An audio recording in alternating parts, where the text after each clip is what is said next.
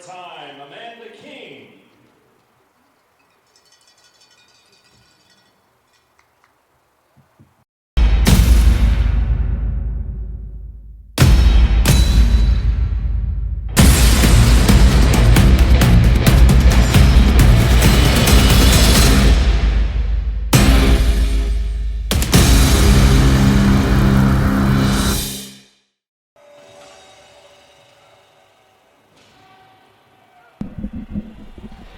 It's a chilly, overcast night in Orem, Utah, as the Wolverines get set to take on the Cougars of Chicago State in Game 1 of this series. Welcome to UCCU Ballpark. I am Jordan Bianucci alongside Ryan Pickens. And Ryan, the Wolverines getting set to take the field here, looking to get back on track after losing a couple midweek matchups to Air Force. Yeah, I think for Utah Valley, an opportunity. You get back home. You're now in the state of Utah for the next couple of weeks. You play on the road against Utah, but you're not leaving the state. And a key portion of the Utah Valley schedule, Jordan, because of the fact you look at past the Chicago State series, then you have to start playing majority of the teams in the top of the conference, and it's going to be a much tougher road for Utah Valley the rest of the way. So this is a kind of a must-win series. Indeed. The Wolverines have actually played pretty well this season in conference. They're coming off a weekend in which they took 2 of 3 from Northern Colorado.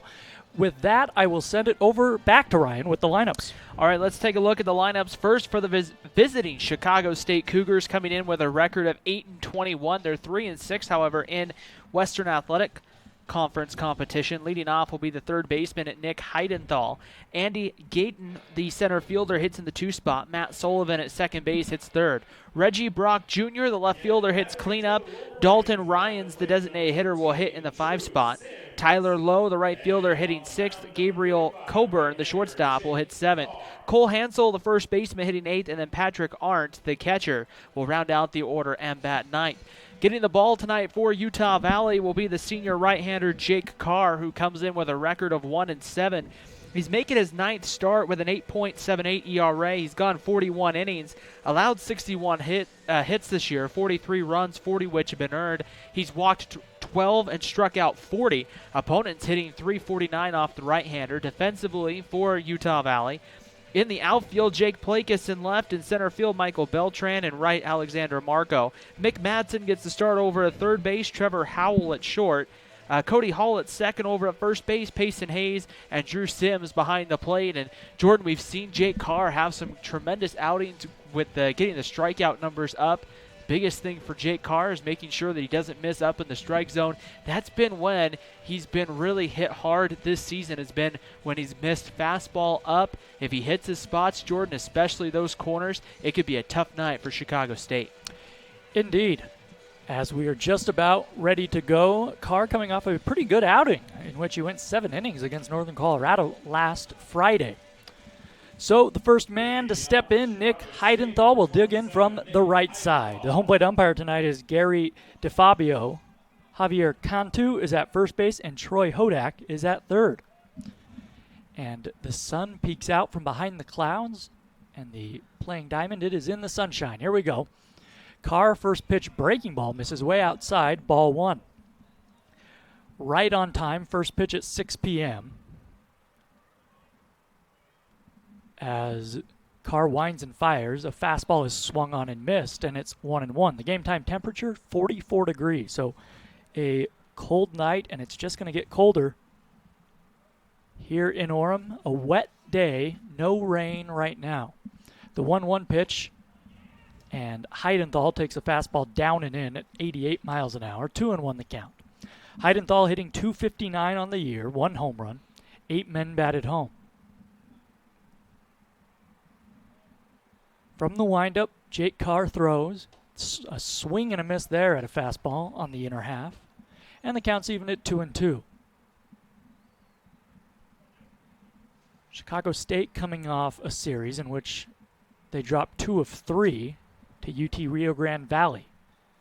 The 2-2 pitch. A swing and a foul. Off to the right, another fastball in on the hands of Heidenthal. The Cougars were set to play a midweek matchup at Valparaiso, but they had some travel issues and were stuck in Texas. So they had to cancel that midweek game in Indiana. Came right here to Orem. The 2-2. A swing and a fly ball into center field. Beltran going back. Now he eases up, squares up, makes the two-handed grab. And there is one away here in the first inning. Ball hit pretty well. It's 408 feet to dead center field here at UCCU Ballpark. That one well short of the warning track. Here is Andy Gayton. And I'm interested to see how that ball carries. You talked about earlier the weather, a light breeze blowing tonight at the ballpark, Jordan. It may take a lot off the bat tonight to be able to get it out. We've seen on these cooler nights, Jordan, that ball just doesn't carry, especially when you start getting out into that left center field area. Gayton swings and misses at a high fastball. And now the home plate umpire, Gary DeFabio, steps out in front of home plate and kind of brushes it off with his shoe. I'm not sure if DeFabio forgot his home plate brush or not. Now we're ready to go. The one-strike pitch taken down low. Ball one. Guyton, a left-handed hitter, squared around to bunt there and then pulled it back at the last second. The wind right now blowing in from right field. The 1-1 pitch. A fastball misses just off the outside, maybe a little high. A pretty good pitch there, though. 2-1. Matson playing even with the third base bag. He's battling that setting sun. From the windup, Carr kicks and comes home, and a slow roller to second. Hall charges, gloves it, throws to first for the out, and they're two away. That was a good pitch from Carr. Ran inside and jammed Guyton. I think that was actually a breaking ball. So here's Sullivan. Matt Sullivan, the senior, hitting .295. He leads Chicago State with 19 RBIs. No home runs, a right-handed hitter.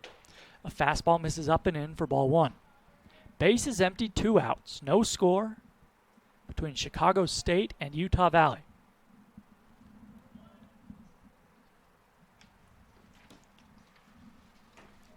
A fastball in there for a called strike at the knees. It's 1-1.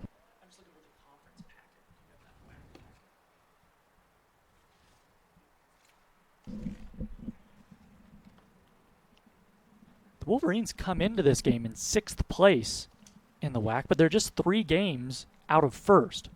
A bunch of teams are stacked up in that top half of the conference standings. Here's a swing and a miss at a breaking ball, and it's 1-2. And this is the tough part, Jordan, with the Utah Valley schedule. You look at the teams at the top. You still have to play Sacramento State, New Mexico State next weekend, UTRGV. The tough part is with those, a lot of those become late in the season. 1-2 pitch is grounded through the right side under the glove of Hall and into right field for a base hit. A 2-out single for Sullivan. And the Cougars have their first base runner, and that brings up Reggie Brock Jr., hitting from the right side. Yeah, the Wolverines, we mentioned, they've played pretty well, all considered in WAC play. They're 4-5. Chicago State, meanwhile, they are 3-6 in conference play and in 8th place. It's important to keep in mind as Brock Jr. digs in. The first pitch to him is a fastball called for a strike. That the top 6 teams go down to Mesa for the conference tournament. However, one of those teams right now would be Cal Baptist, and they are not eligible yet to play in the conference tournament. So really, the Wolverines are sitting in that 5 seed area if the season were to end today. A slider misses down and away, and it's 1-1 to Brock Jr., the left fielder. So Chicago State and Utah Valley still in this race. But it is tough, as Ryan mentioned. You have all those teams ahead of them, even if they're up only a couple games.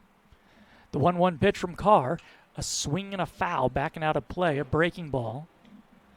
And it's 1-2 to Brock Jr. And this is where Friday nights really become key with having a guy like Jake Carr on the mound if you're Utah Valley, because you want your Friday night guy to set the tone for the weekend. And you get into next weekend with New Mexico State, later on with Sacramento State, and those teams that are above 20 wins already in the conference. you have to find a way to at least have a good shot at winning Friday. A swing and a miss here, and the inning is over. Carr works around a 2-out single, no runs for the Cougars. On to the last of the first inning. It's Chicago State nothing, Utah Valley coming up. In the top of the first for the Cougars, no runs, 1 hit, no errors,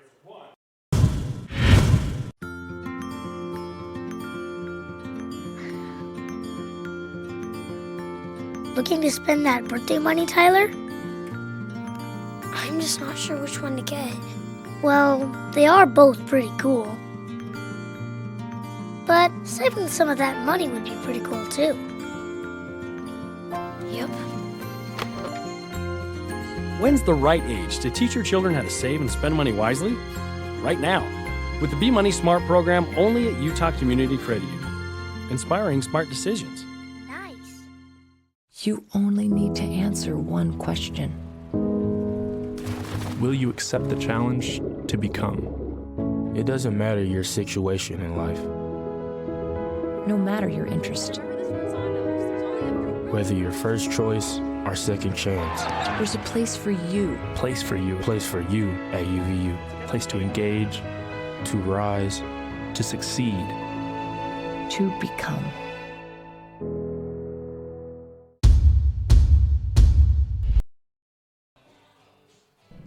Bottom of the first inning here at UCCU Ballpark in Orem, Utah. The Wolverines coming up for the first time this evening. Utah Valley coming in with a record of 7-25, 4-5 in WAC play. Leading off will be second baseman Cody Hall. Michael Beltran, the center fielder, hits in the 2 spot, followed by the designated hitter Ryan Eastburn, who has done a great job since coming back off the injured list with hitting .414 right now. Alexander Marco hits cleanup, Mick Madsen 5th. Payson Hayes, the first baseman, hitting 6th. Drew Sims 7th. Jake Plakas 8th, and then Trevor Howell will hit 9th. Vinny Venturi will be on the mound for Chicago State. He's 0-2 on the year, making his 5th start. He's only gone 12 innings, so he's had a tough time going deep into ball games. Allowed 20 hits, 16 runs, 13 earned, 9 walks, and 9 strikeouts. Opponents hitting .364 off the left-hander. So Jordan, tonight, you really want to see if Utah Valley can maybe get some early runs and get the momentum of this series. They swung the bats well in the midweek series, just had a tough time keeping the opponents off the scoreboard. Hall takes a ball down low, and then a fastball inside, and it's 2-0 from Venturi. The lefty, yeah, the Wolverines, as you said, Ryan, really hit the ball against Air Force. Just had some difficulties keeping the Falcons at bay offensively. There's a strike called on the inside corner. It's 2-1 now to Hall. Cody hitting .254 on the year, no homers, 16 RBIs. Fastball in there at the knees for a called strike 2. It's 2 balls, 2 strikes to the leadoff man. No score between Utah Valley and Chicago State, last of the first inning.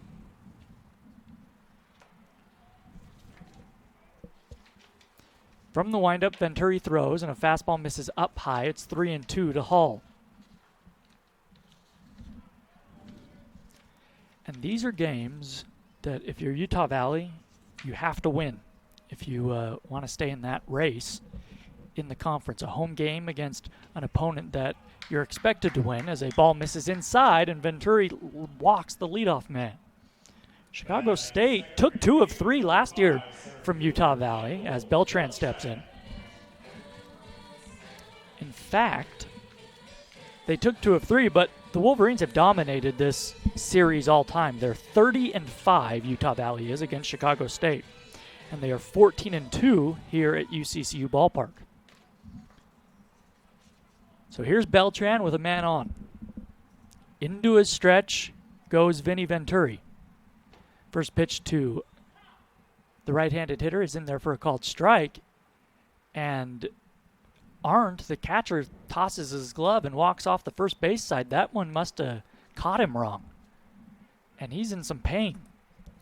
One thing to think about, too, Chicago State's they don't have the depth that we see from a lot of players, and they're going to, actually call Beeve Levitt over, the Utah Valley trainer, and Steve Jocelyn will come out of the Chicago State dugout here to take a look at Arndt here. I didn't really see what happened, if he got crossed up and it came up and hit his wrist, or what happened there, but nonetheless, for Patrick Arndt, you never want to see an injury happen, especially so early on in the ball game. Nobody out runner at first with Beltran at the plate. But Jordan, you mentioned something interesting, how much winning a conference series could be. Let's just say Utah Valley gets a sweep here. Utah Valley would be 7-5 going into the New Mexico State series. And how big having that 7-5 record would be in conference play compared to a 6-6 or a 4-7. It just kind of maybe spins things in a more positive light as Arndt is up and kind of shaking that elbow, that forearm area. Yeah, it's his left arm. It's that receiving hand that he has the glove on, and I think, yeah, that ball just came in. Beltran did not swing at it. It was not a foul tip or anything, but he just received that awkwardly, perhaps, and it's that left wrist. He's going to be all right. He's going to stay in the ball game. But you're absolutely right, and the same goes for Chicago State. You're facing Utah Valley, who has struggled this season overall. You're looking to take 2 of 3, as they did last season, as Beltran gives a handshake to the catcher, make sure he's all right. Venturi's going to give a couple pitches to make sure that Arndt is feeling all right. He says to home plate umpire Gary DeFabio, "I'm good to go." So with the count 0-1 to Beltran and a man at first base, we will resume play. No score here in the last of the first inning. Chicago State has been on the road for a long time, or for much of this season, I should say. Hall with his lead at first. The curveball misses up and in, and it's 1-1. The Cougars have played, according to their record here, just 5 games. Is that right? That can't be right. 5 games at home? Wow. The runner takes off in the swing and a foul high and off to the right. And it's 1-2. And it would make some sense when you look at, geographically speaking, they kind of run into the same problem as a lot of the schools in Utah do, especially in February and March. It can be kind of tough to get those games in. And so I know Chicago State's traveled quite a bit to some very different locations throughout the year in different parts of the United States to get games in. And that can definitely take a toll. The 1-2 is chopped foul on the third base side, and we'll do it again. On that previous pitch, Hall got a great jump off the lefty. I think the hit and run was on, and Beltran just fouled one off. A big hole on that right side should Beltran go the other way. The 1-2 pitch. Ooh, fastball just missed. Maybe a bit off the outside. That was a good-looking pitch from Venturi. 2-2 the count. That's a pitch where perhaps if you're Venturi or go, well, maybe it's a ball, but I can't believe the hitter laid off it. That ball's in the dirt, knocked down by Arndt, and the count runs full. Beltran is hitting the ball well.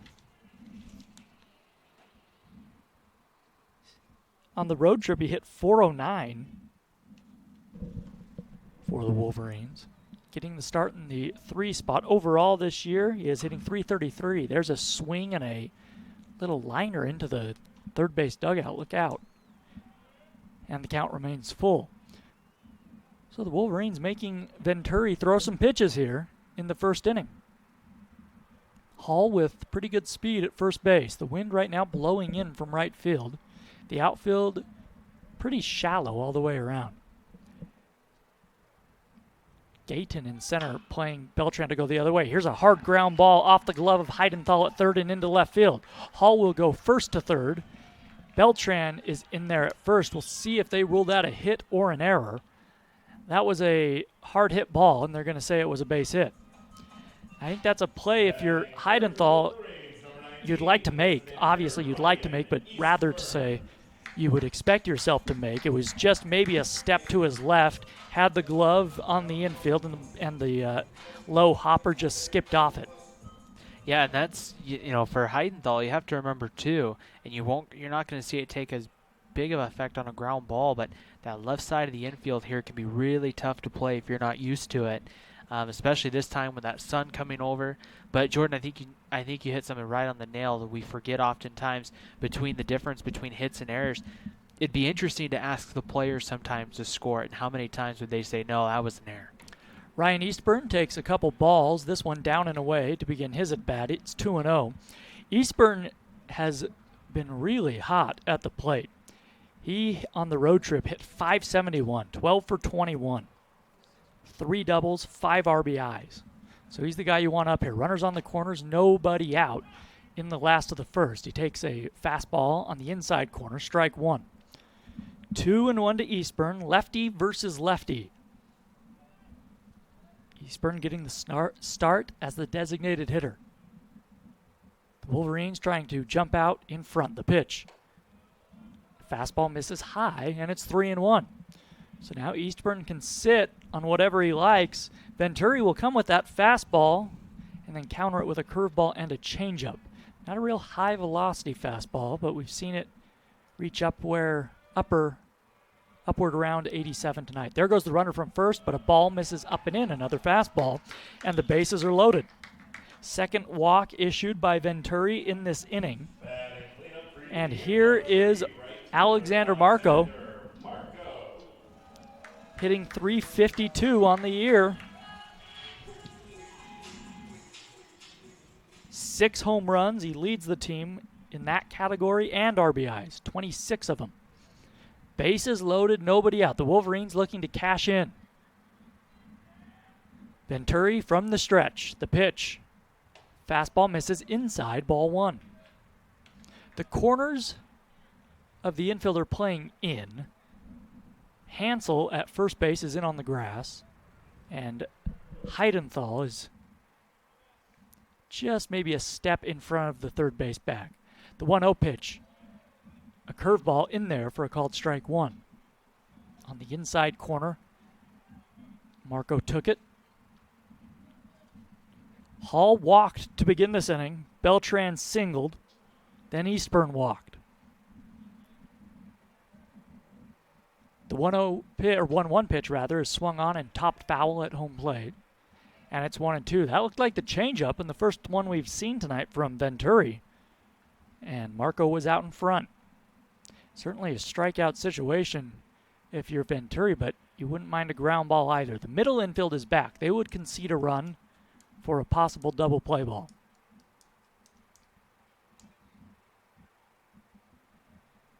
No score. Last of the first. Bases loaded. The 1-2 pitch.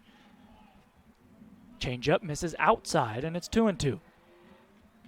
That was a good 1-2 pitch. Not right on the corner, but close enough. Marco had to think about it. Venturi peers in, left arm dangling. Now he comes set. He throws. The 2-2 misses up and in. The count is full. Venturi does, as we've seen this inning, struggle with command at times. Nowhere to put Marco. A walk would mean a run and a Wolverine lead. The 3-2 pitch. Misses up high, ball 4. Hall comes in to score. It's 1-0, Utah Valley. So the third walk of the inning issued by Venturi. RBI number 27 for Marco. Bases still loaded. And the batter will be Mick Matson. And Jordan, this is where if you're Utah Valley, you haven't, at least in the home games so far this year, we haven't seen the Wolverines really cash in with a big inning right off the bat. And so we'll see here of Utah Valley. You'd like to see maybe Utah Valley take advantage here, Jordan, maybe put a 4 or 5 spot on. Just give Jake Carr confidence that he can work with a lead, because if he can work with a lead, oh boy, I mean, you could really set him up. You want him pitching his best probably the rest of the way. So here's Matson, a right-handed hitter. Hitting .262, the freshman has been getting the majority of the starts at third base the last couple weeks. A swing and a ground ball through the right side base hit. Beltran will score. Stopping at third is Eastburn. And it's 2-0 UVU. So station to station go the Wolverines, and Matson did a nice job. Just went with that pitch. An RBI single for the freshman.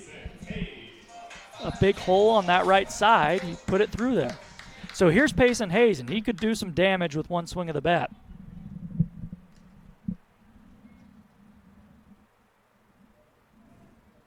Bases loaded still, nobody out. Hayes did hit a home run at Northern Colorado last week. Fastball in there, about knee high. Called for strike one. That's a low strike called by Gary DeFabio. That's the lowest we've seen him go early on tonight. The pitch to Hayes.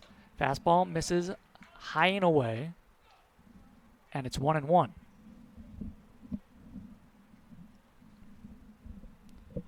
Matson at first, Marco at second, Eastburn at third. 2-0 Utah Valley. We're in the last of the first inning. Nobody out, bases loaded, the pitch to Hayes. A swing and a foul tip into the glove of Arndt.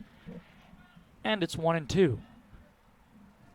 Venturi's gotten ahead of the last couple hitters. He just hasn't been able to finish them off. I say the last couple. Matson did swing at the first pitch, but got ahead of Marco before Marco eventually walked. The 1-2. Hayes swings and fouls it back to the screen. A fastball belt high. Drew Sims is on deck.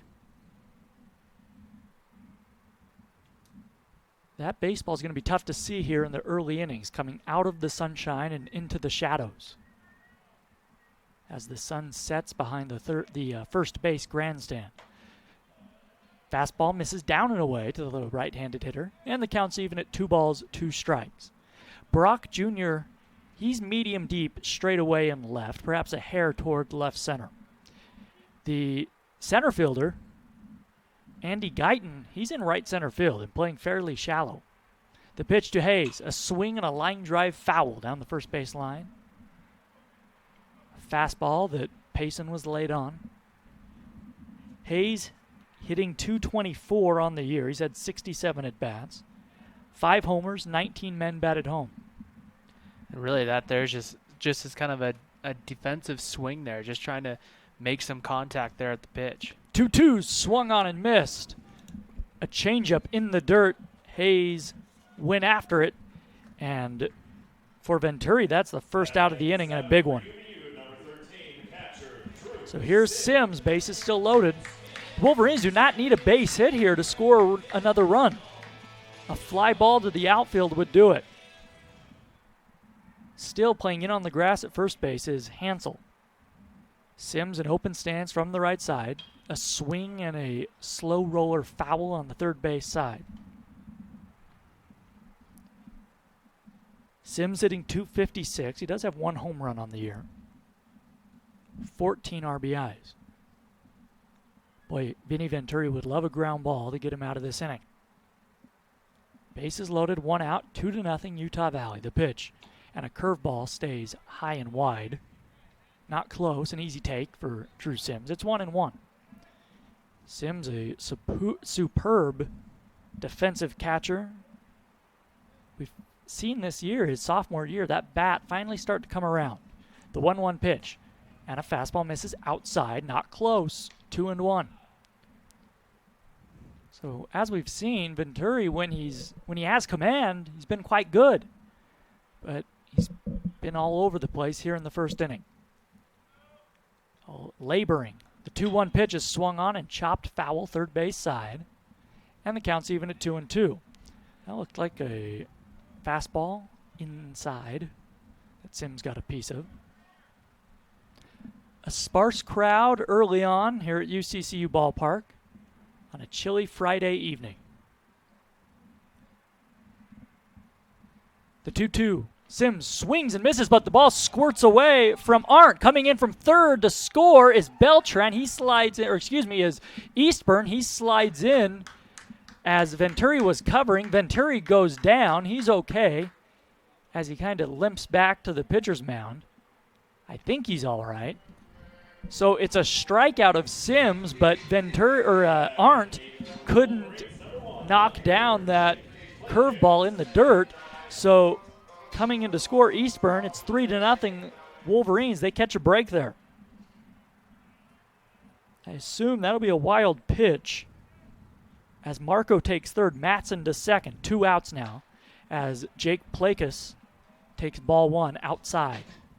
Venturi snaps at that throw back from Arndt. I think he's mad at himself. It was a good curveball that Sims chased, but when you spike it in the dirt, you run the risk of it skipping away from your catcher, and that's exactly what happened with a man at third base. The 1-0 is swung on and fouled back, and the count's 1-1. So the Wolverines have scored here on a walk and then a single. Since then, Venturi's come back with a couple of strikeouts. Plakis from the right side, the 1-1 to him, is swung on and chopped to second. Sullivan has it. He throws low to first. It is dug out by Hansel, and the inning's over. So Venturi does limit the damage to an extent. The Wolverines do get 3 runs, however. They leave 2 stranded, 2 hits in the inning. Is that right? 2. Count them. Yep. We're headed to the second. Utah Valley 3, Chicago State nothing. Left on base. After 1 complete, Wolverines.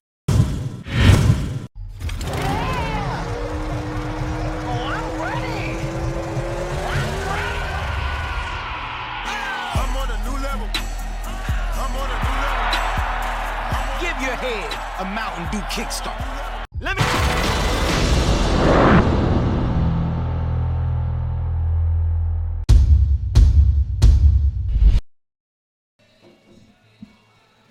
Three to nothing Wolverines as we head to the second inning.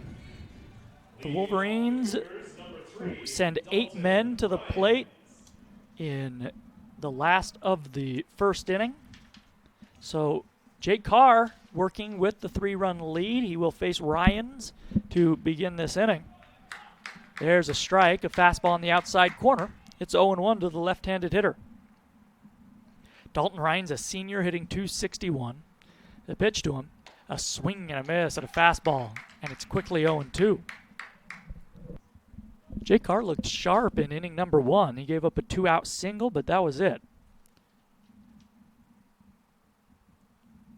From the windup, the senior kicks and comes home. A swing and a miss. Good morning, good afternoon, and good night. The second strikeout for Carr. And boy, that's the kind of stuff that you like to see if you're Utah Valley from Carr.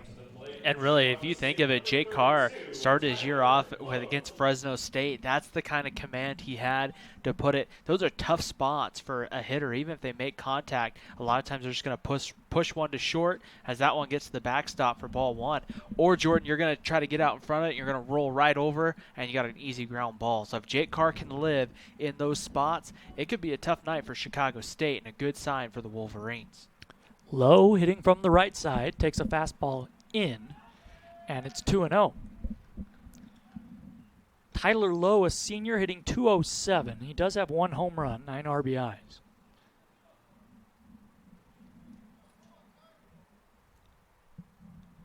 The 2-0 coming from Jake Carr. Here it is. Fastball misses just off the outside, and it's 3-0. That was a pretty good-looking pitch. So after throwing 3 perfect pitches in the strike zone to Ryans, Carr falls behind Lowe 3-0. He pours in a fastball, and it's 3-1. Everyone straight away and medium deep in the outfield for Utah Valley. From the windup, the 3-1 pitch. Lowe takes low, and it's a 1-out walk issued by Jake Carr. So those are the unforced errors, you might say, that the Wolverines have struggled with all season. Right away, Chicago State looking to answer back. They trail 3-0. We're in the top of the second inning. And these are the situations, Jordan, where we've wanted to see Utah Valley pitching kind of have that shutdown inning right here. This is where you want to go low, get a ground ball, try to turn 2 and get out of it.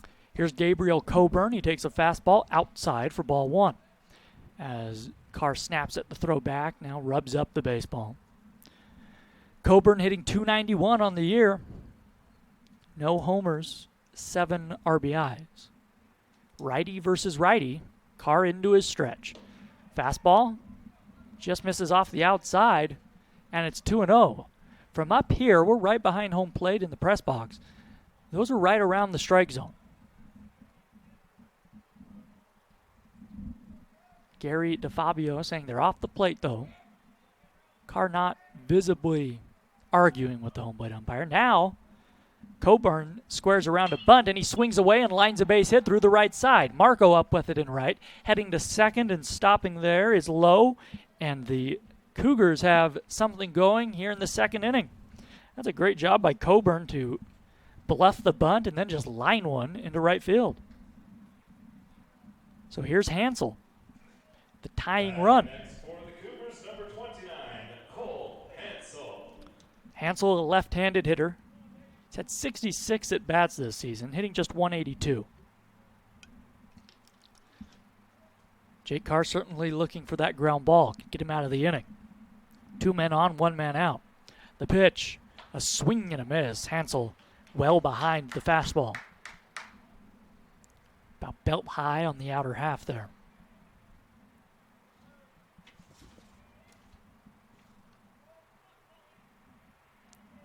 Hansel out of Edwardsville, Illinois. A wide open stance, bent at the knees. The 1-strike pitch is fouled high off to the left. And it's 0-2. So now Carr does not have to come into the strike zone, that is. He can try to get Hansel to chase. And if you're Carr, we'll see if he goes back to that fastball. Hansel has not really been able to catch up to it in this at-bat. The 0-2 coming. Here it is. Fastball, ground ball, base hit right up the middle.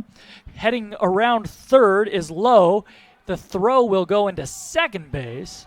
Heading first to third is Coburn. It is 3-1 Utah Valley. And Carr just missed there. That was an 0-2 fastball, middle in. That had hit me written all over it, and Eric Matson's going to come out, the head coach for Utah Valley, and have a word with his right-hander. And this is the kind of situation, Jordan, we talked about missing that middle in is a spot that's really hurt Jake Carr all year long. And you're starting to see Chicago State.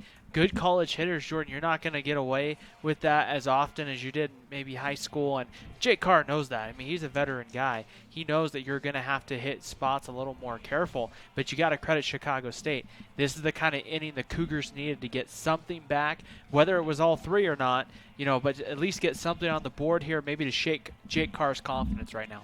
Yeah, Hansel picks up RBI number 9 on the year, and to his credit, he saw those first 2 fastballs, and they were placed well on the outer half, and he just couldn't catch up with them. But he timed that one, got it in a perfect spot, and went right up the middle with it. A hard hit, line drive. So here is Arndt, the catcher.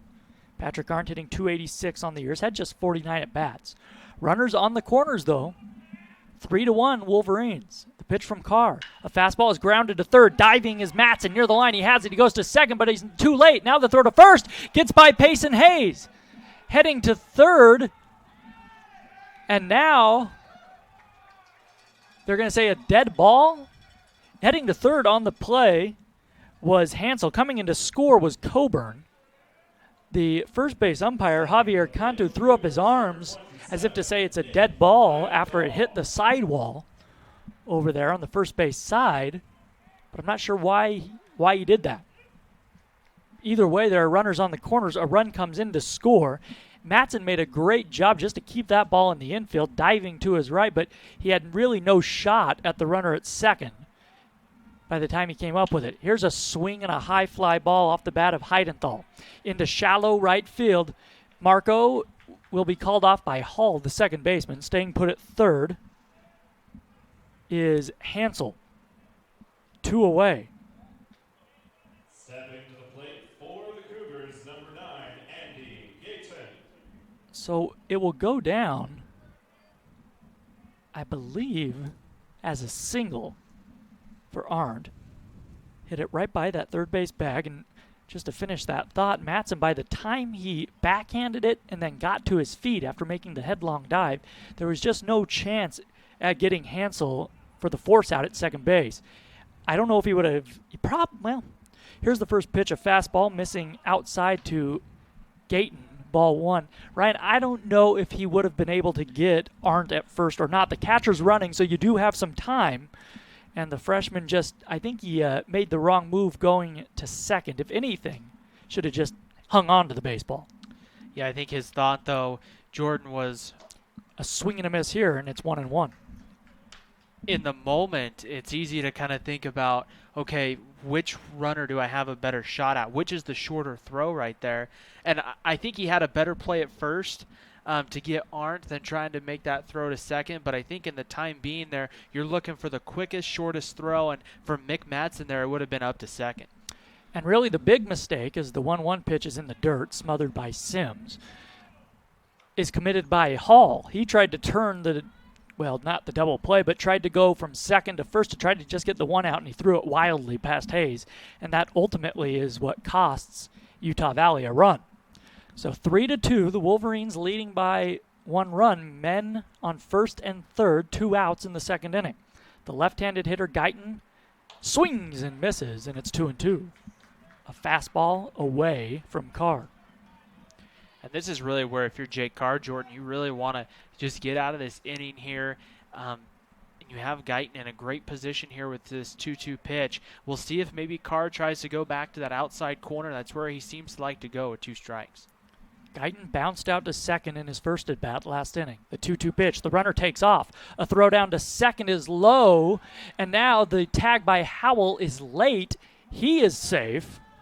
Arndt into second, staying put at third base. I'm not sure what Hansel was doing at third. As soon as you see that ball dropped by Howell covering the bag at second, you got to take off for home. That's why you're stealing there, or part of the reason you're stealing there. Well, and I think especially once you see that throw go down to short, you have to get at least down the line. And there, once you would have saw Trevor Howell bobble that baseball, you're going all the way, because Howell's not picking that baseball up and firing home in enough time to get you at the plate. The 3-2 pitch to Guyton is swung on and missed. So Carr gets out of the inning, giving up 2 runs. The Cougars strand 2 on the base paths. We head to the last half of the second. It's 3-2, Utah Valley. Second for the Cougars, 2 runs on 3 hits with 1 error. Utah has embodied the spirit of industry. From the first transcontinental railroad to the first department store, we've led the way. As part of the Murdoch Auto team, we're proud to carry on this tradition. That's because when we say you are the heart of our business, it's more than just a slogan. It's our commitment to the values we all hold dear with no regrets. You've got to come see why you truly are the heart of our business. Murdoch Hyundai of Linden, part of the Murdoch Auto team. Click MurdochHyundaiLinden.com. I decided to go to college to further my education and define my purpose in the world and be a part of something much bigger than myself. I wanted to set up the best possible future for myself, both academically and athletically. I try to learn from everyone, whether that be professors, my teammates, or other student athletes. I try to see everyone as an opportunity to learn. Everyone has a story to tell, and I think there's a moral and something you can learn from it.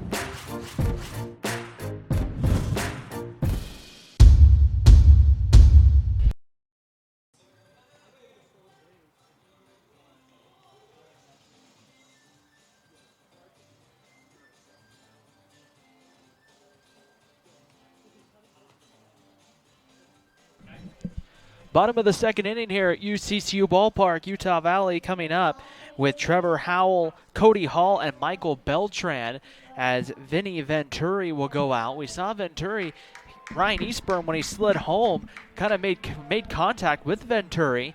We'll kind of see here how the Chicago State left-hander is faring, Jordan. That can be a very tough thing when you get that cleat kind of into that upper arm or that lower leg area for a pitcher. The lefty delivers a fastball here to Trevor Howell. Strike 1. Yeah, the spikes coming in there high.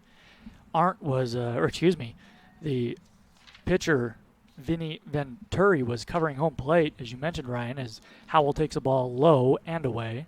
It's 1-1. When Eastburn came in sliding feet first, and I think Venturi got spiked, but he looks to be just fine. The 1-1 pitch is swung on and driven down the right field line, hooking foul in the ballpark, and it's 1-2. Howell hitting .207, no homers, 7 RBIs on the year. Well, Chicago State answered back in their half of the second inning with 2 on the board, 3-2. The Wolverines with the lead. A swing and a ground ball over the third base bag, fair ball into foul territory. That's going to roll all the way to the wall, where Brock Jr. digs it out. Into second with a leadoff double is Trevor Howell. The Wolverines answer right back to begin this last of the second. That was a nice job by the third base umpire. Troy Hodak jumping out of the way and then signaling fair ball. By the way, we should mention that Beltran, who is on deck right now, when he batted in the first inning, he hit a ground ball to third base that Heidenthal tried to glove but skipped off the leather and into left field. That was ruled a hit. At the time, it has been changed to an error. So each team with an error. The Wolverines with 2 hits, the Cougars with 4. The pitch to Hall, a fastball below. That's a low strike called. We've seen that called tonight from Gary DeFabio, just below the knees. Called for a strike on the outside corner. Hall back in the first inning. He walked, eventually came around to score. Here's a chopper high above the head of Heidenthal. He lost it in the sun as he leapt for it. Into third is Howell. As that ball was hit in front of him, he had to make sure Heidenthal didn't field it.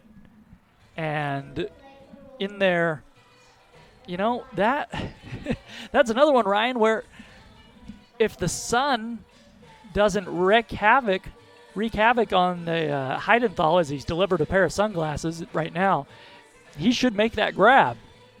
Yeah, and that's one, too, where we talk about it more with the left fielder. We don't see it as much on the infield, Jordan, but those kind of high choppers, anything where you have to look up right now on the left side of the infield, for especially Chicago State, not used to playing here in Orem, it's going to cause some trouble here. Hall takes off from first. A fake throw down from Arndt. He holds on to the baseball as Beltran takes a ball outside. So that's a huge stolen base for Hall. The Wolverines very aggressive here early on the base paths. Runners on second and third now. Nobody out.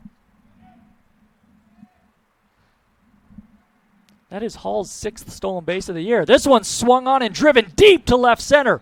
Guyton going back. He's not going to get there. It's going to hit off the base of the wall to the deepest part of the yard. 1 run comes in to score. 2 runs come in to score. Beltran into third with a 2 RBI triple. It is 5-2 Utah Valley.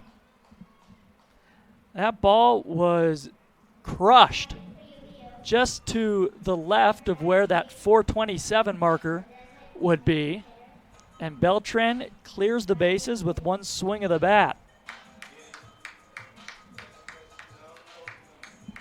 So just like that, the Wolverines get those 2 runs back. And here is Eastburn with a man at third and nobody out. The pitch, the ball misses down low. 1-0. And you know what? It tells you something right now that Chicago State and Steve Joslin, their head coach, they're confident in their offense because the infield is back. They're trailing 5-2. It's very early in the game. But with a man at third, you might think, well, they'll bring the infield in. No, they'll concede it if Eastburn can just put this ball in play. There's a fastball on the outside corner called for a strike, and it's 1-1. And that puts a little bit of pressure, and that kind of lets you know a little bit of how some teams in the WAC are going to view this Utah Valley pitching staff as saying, hey, if we can at least hang in the ball game, we have an ability to score some runs. Change-up misses down low. 2 balls, 1 strike to count to the left-handed hitting Eastburn. He walked last inning, eventually came around to score in what was a 3-run first. 2 runs in here in the second for Utah Valley. They lead 5-2. Venturi throws. Change-up misses low. 3-1 to Eastburn. Really, any ball hit past the pitcher will score a run here. Beltran, a very fast runner at third. The 3-1 pitch in there for a called strike. Eastburn swung his bat as if to say that's ball 4, but I don't know what Ryan saw there from up here. That looked like it was right down the middle. So full count.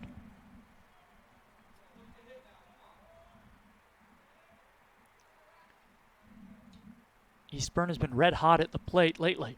A swing and a foul tip at home plate. An 84-mile-an-hour fastball, I beg your pardon. Eastburn took a big rip. Alexander Marco on deck. And this is really where if you're Ryan Eastburn with nobody out, Jordan, pressure's kind of off here. I mean, you don't have to necessarily come through with a big hit. at this point, Jordan, a fly ball deep enough to the outfield gets the run home. And a curveball comes in and hits Eastburn. So just looked like it slipped out of the hand of Venturi. And really, if you're Venturi, that's not the end of the world. You put a man at first base and you set up at least a force out at second. But after getting ahead of the hitter, Vinny Venturi obviously upset with himself. So here is Alexander Marco. He walked with the bases loaded in the first inning. Runners on the corners, nobody out. The pitch. Fastball at the knees on the outside corner, called strike one. The outfield medium deep and straight away for Chicago State. The wind is lazily blowing in from right field at the moment. Lefty versus righty. Beltran at third after tripling. There goes the runner from first. Eastburn trying to take second to throw down. The tag is not in time. Beltran stays put at third base, though. And that's another situation where if you're Beltran, you're the fastest guy on the diamond for Utah Valley. I really thought he would try to score there if they threw down to second. And we talked about it in the top of the inning, Jordan. I'm kind of surprised, at least as a base runner, you're not going to give that middle infield the presence that you're going to try to score on that. And right there, now a big opportunity for UVU. There's a line drive into the left field. Diving towards the infield is Brock Jr., and he makes the grab. Tagging at third is Beltran. He comes in to score. It is 6-2 Utah Valley, but what a play in left field by Reggie Brock Jr. Sprinting in, then diving headlong, reaching out with the glove, and just making the grab above the outfield grass. So Eastburn stays put at second as Beltran scores. Alexander Marco picks up his second RBI of the day. That's RBI number 28 on the year. He got robbed, though, as far as a base hit is concerned. Matson swings at the first pitch and lifts it into shallow right. Sprinting in is Low. Going back is the second baseman, Sullivan. He makes the grab. And just like that, there are two away.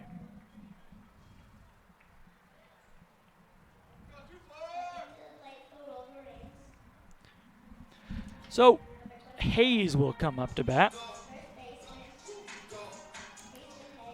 The Wolverines must have a scouting report on the catcher Patrick Arndt that says run on him, because we have not seen them steal a lot of bases this season, but they have been taking off a lot early on today. Here's a ground ball to shortstop. Charging, Coburn has it, throws to first, low, and it gets by Hansel. Coming around third and scoring is Eastburn. Into second is Hayes. And it is 7-2 Utah Valley, and a ground ball that should have ended the inning. Instead, it's a throwing error on Coburn. That's going to eat up Coburn because with Hayes running, he had all the time in the world to make a good throw, and he threw it low. Just in the dirt where Hansel, it was an in-between hop. Would have been very difficult to pick. But the Wolverines take advantage of it.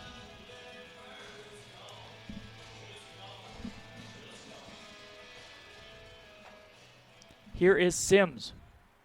He takes a ball.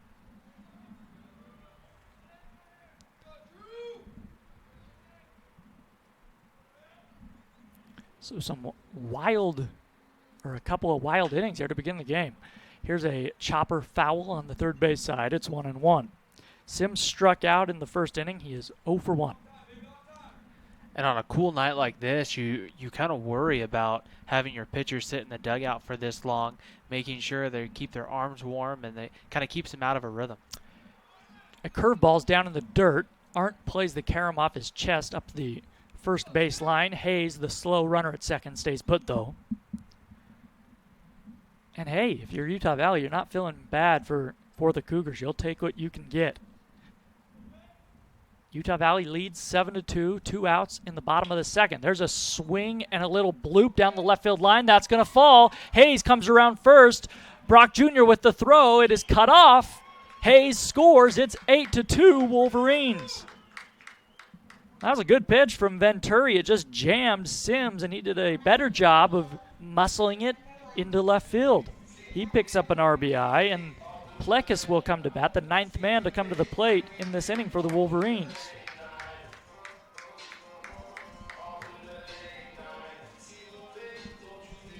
Plekis grounded out to second base. Last inning. Sims at first, the pitch to Plekis. Fastball above the belt, ball 1. And Venturi not happy with that call. Snaps at the throwback. Turns around abruptly and walks back to the mound. Now he peers back in. The 1-0, same spot. Fastball missed, and it's 2-0.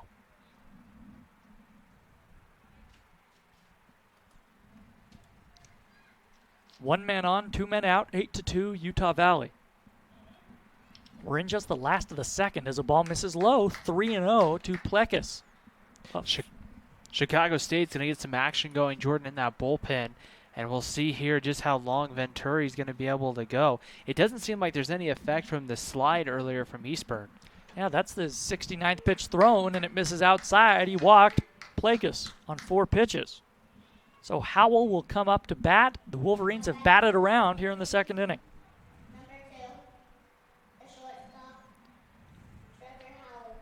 First and second, 2 out. Howell doubled to begin this inning. And these are the positions, Jordan, you want to see Utah Valley be successful in. Is right now Chicago State, they're desperately pleading, trying to get out of this inning. And if you're Utah Valley, this is where you got to make it really count here and really just open this ball game wide open. And now Venturi really struggling with the command. The fastball misses up high, and he is a little uncomfortable out there. 1-0 to Howell. You have to think, after throwing 5 straight balls, Trevor will be taking all the way here. He takes a ball inside, not close. Another fastball, and it's 2-1. Or, excuse me, 2-0. This is all, or at least 2 runs of this, have come in since Coburn made the throwing error at shortstop. That could have ended the inning. 2-0 fastball misses way outside, and it's 3-0. And this has really been, Jordan, what we've seen in reverse for Utah Valley this year. It's been those opportunities to try to get out of the inning, and then a couple of more errors and things like that happen where it's just the inning just kind of just piles on after a while. The 3-0 pitch, that one's right down the middle, taken for strike 1. So after throwing 7 straight balls, Venturi pours one in there. 3-1 to Howell. He lined one over the third base bag earlier this inning. The 3-1 pitch is high and away. Ball 4, and the bases are loaded.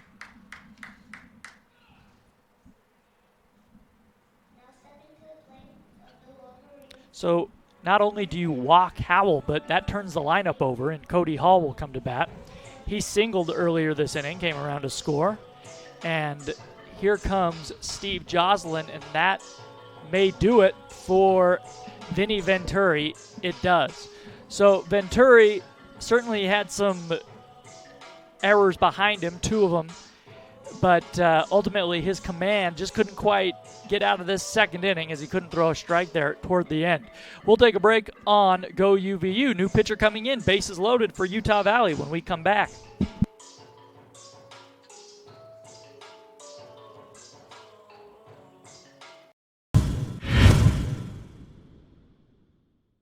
What's the difference between buying from Murdoch and buying from somebody else? In a word, confidence. You'll love our price match guarantee, our 5-day exchange policy, and don't forget car washes and safety inspections for life. If you need a new vehicle, consider Murdoch Hyundai. I promise you'll love it. Here at Intermountain Healthcare, our doctors have experience treating young athletes, professional athletes, and the athlete next door.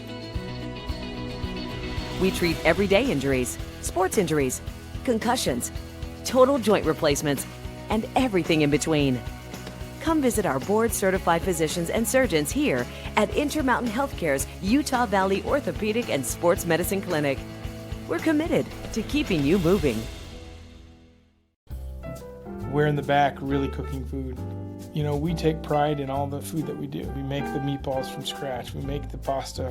What we're doing as a restaurant, making the community better, beautifying the community, increasing the culture in the community. And I think that that's such an important aspect to what we do as a restaurant, to recognize that our customers aren't just people who are coming in to dine with us, but they're part of our family.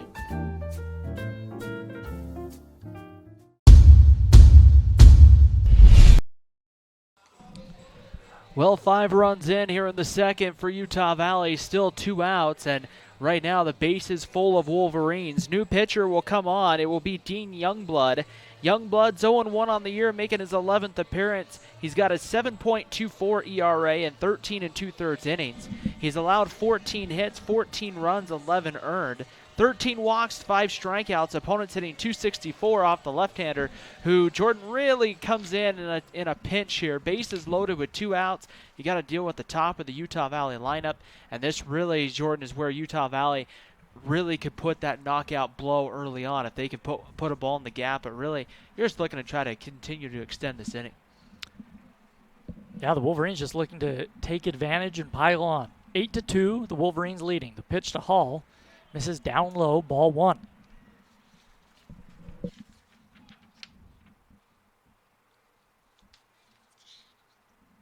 Youngblood, not a hard thrower. Fastball, curveball, changeup. The 1-0, there's the fastball at 81 miles an hour. Right there on the outside corner, called for strike 1. Hall singled earlier this inning. He walked back in the first. He has scored 2 runs. We're just in the last half of the second, 8-2. Wolverines leading. The pitch.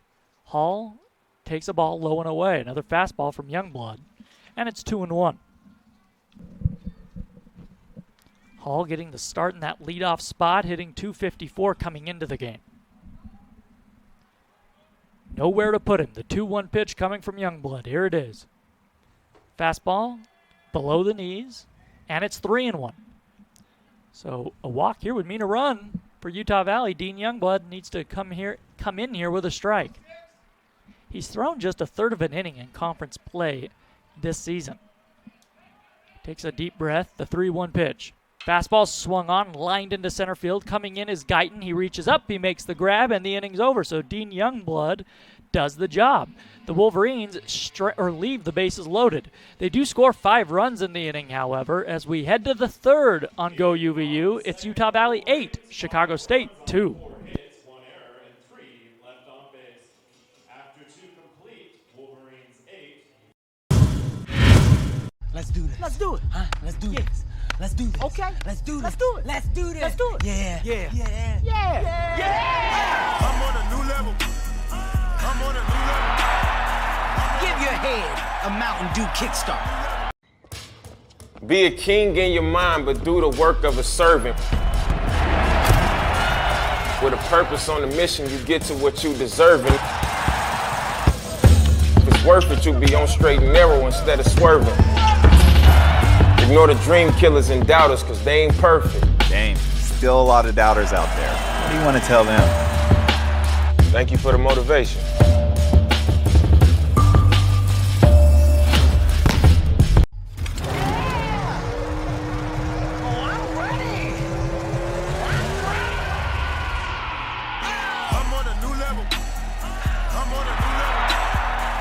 Give your head a Mountain Dew kickstart.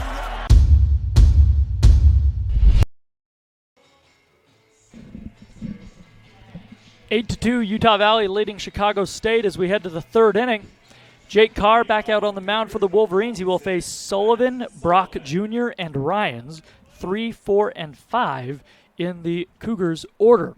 And here with the play-by-play is Ryan Pickens. Thank you, Jordan. As standing in is Matt Sullivan. He's 1 for 1, had a single back in the first inning. And he swings at the first pitch here and lifts it down the line. Alexander Marco going to give it a chase, but it will go foul and be a long strike 1 on Sullivan. No balls and a strike here on Matt Sullivan. Sullivan coming in, hitting over 300 for Chicago State. No home runs on the year and has knocked in 19 runs on the year for the Cougars. Carr ready to go, winds and delivers the 0-1 pitch. That one swung out and missed, and it's 0-2 quickly here on Matt Sullivan. Reggie Brock Jr. on deck, and then Dalton Ryans to follow. Here's the 0-2 pitch on its way. That one low and outside, blocked in the dirt. We'll do it again. 1 ball and 2 strikes, the count on Matt Sullivan. Jake Carr ready to go back to work again. He does not waste much time in between pitches as the 1-2 on its way, and that one's going to be pulled foul. We'll do it again. 1 ball and 2 strikes.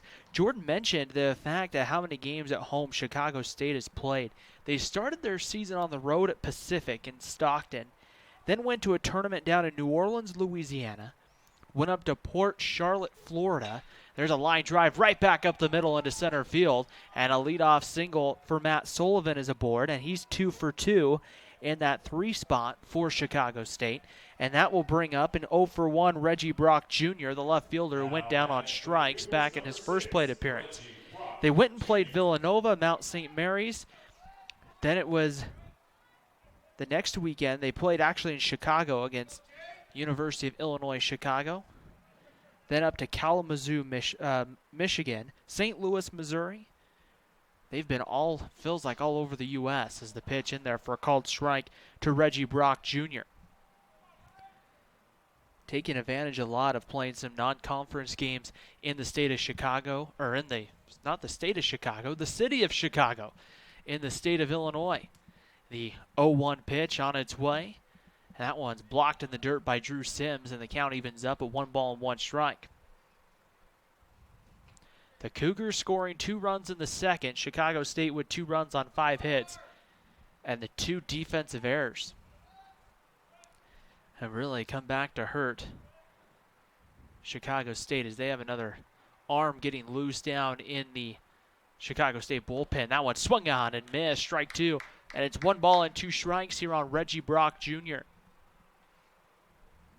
Double play depth up the middle for Utah Valley. The Wolverines opening up a nice, for a most part, a nice long homestand. Outside of the game next week up at Utah. Here's the 1-2 pitch on its way. Swung on and missed. Strike 3. Gets Brock Jr. to chase. The second time that Brock Jr.'s gone down on strikes. That is strikeout number 4 on the evening for Jake Carr. And now Dalton Ryans, the designated hitter, will stand in. Ryans, a strikeout victim back in his first plate appearance. Stands in, ready to go from the left side. Payson Hayes holding the runner. That one sent foul over by the Utah Valley dugout. No balls and a strike on Ryans. So if Ryans can pull one into right field, could allow a runner to maybe go first to third. The shadows of the infield starting to cover most of the infield. The 0-1 pitch about ready to come home, and this one's going to be lifted and sent foul. And it'll be no balls and 2 strikes here on Dalton Ryans.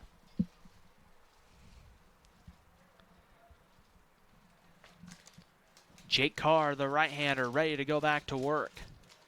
From the stretch, takes a look over at first base. Payson Hayes holding on the runner. Carr set, ready to go from the mound. And here's the 0-2 pitch. Swung on and sent foul again. We'll do it again. No balls and 2 strikes here on Dalton Ryans. Jake Carr, having been named the opening day starter, is held in that Friday night spot for most of the year for the Wolverines, and really outside of a few really tough outings is the pitch right there on the corner. Called strike 3, froze Dalton Ryans. Back-to-back strikeouts for Carr. He now has 5 on the evening, and with 2 outs, he'll bring up right fielder Tyler Lowe. Jake Carr started the year off with a good outing at Fresno State. The box score looked, or the line score, I should say, for Carr looked a little bit more damaging than he pitched. Those 8 strikeouts, some of them came in really big situations in that game against Fresno State. But it's just increased the innings coming off of back-to-back outings against Grand Canyon and Northern Colorado that kept Utah Valley in the ballgame. Tyler Lowe ready to go from the stretch. Takes a long look in, and the pitch. Lowe swings and lifts this one out to left center field. Beltran going back, chasing it to the warning track, and that ball is gone. A home run, a 2-run shot for Lowe to one of the deepest parts of the park, and 2 runs will score here with 2 outs in the third. That is the second home run of the season for Tyler Lowe, and that one was definitely not a cheap shot out there to left center field on a night that's kind of cool. The rain cloud's kind of going away, but nonetheless, not an easy shot out there to just to the left of the Adidas logo in left center field. And now Jake Carr will get Coburn to try to see if he can end the top of the third inning. The bunt pops straight up, and Sims will watch that one hit off the very top of the netting and go foul, and it's no balls and a strike. That was a 2-run shot for Tyler Lowe, as Coburn will get ready to stand back in here, and after the bunt that went foul, no balls and a strike here. 2 outs in the top of the third inning, 2 runs in for Chicago State, and the pitch on its way is this one just kind of lightly fisted foul. This one over towards the Chicago State dugout. And it's no balls and 2 strikes here on Coburn. Coburn in the top of the inning had just a tough error with 2 outs in the inning that kind of kept the inning alive. And then Utah Valley would come in to score 4 runs after the error. The 1-2 pitch misses outside for a ball, and it's 2 balls and 2 strikes. So Coburn trying to work back from that base hit he had back in the second to see if he can, I guess, make up, so to speak, as best he can for the error. Biggest thing he can probably just do is move on and forget about it. Here's the 1-2 pitch to Coburn. Carr delivers this one, and that one's fisted foul again off the netting right by the Chicago State dugout. We'll do it again. 1 ball and 2 strikes here on Gabriel Coburn. The Cougars last weekend playing at UTRGV. Continuing there. Boy, they have gone just about everywhere but the Northeast this year. The 1-2 pitch misses outside for a ball, and it's 2 balls and 2 strikes. The Northeast, probably one of the toughest places to play non-conference baseball, especially when you get into the month of March with all the storms that can come through, those late winter storms up in that area. Here's the 2-2 pitch to Coburn. Fastball, ground ball hit to short. Slow roller, Howell up with it, throws to first, but pulled Payson Hayes off the bag, and reaching will be Coburn. It was a slow, just not really the hardest hit ball, just kind of hit the infield grass and just died.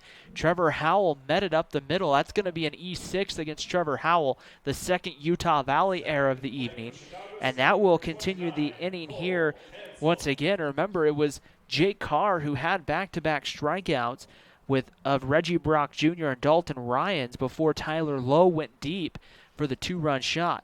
Here's Cole Hansel, the first baseman, an RBI single on the evening so far for the Chicago State first baseman. The pitch on its way is fouled away, and it's no balls and a strike on Hansel.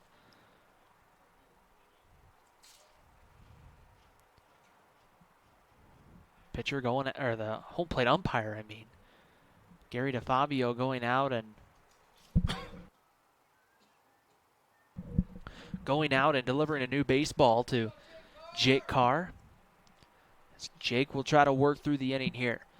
Carr up over 60 pitches here as we play baseball in the top of the third inning. 2 runs in for Chicago State. It has not been the best night for starting pitchers. From the stretch, Carr ready to go to work. Here's the 0-1 pitch, about to come home to Hansel.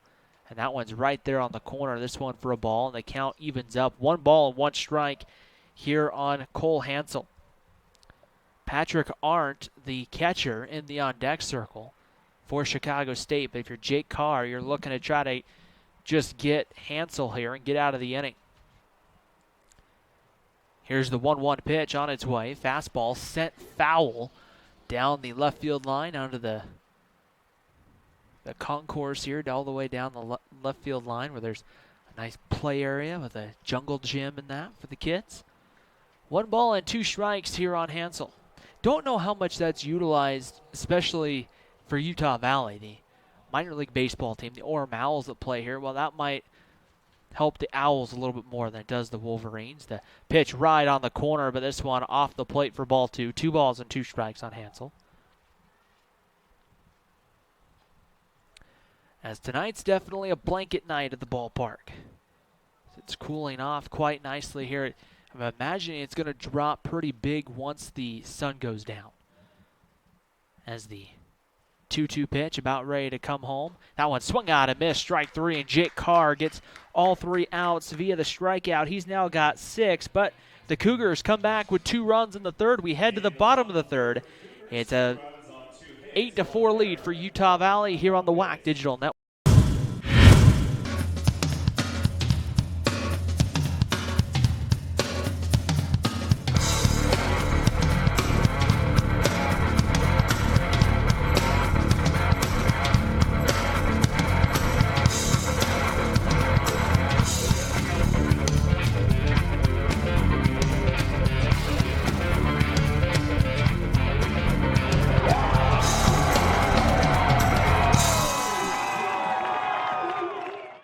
If I lose, I'll respond with respect.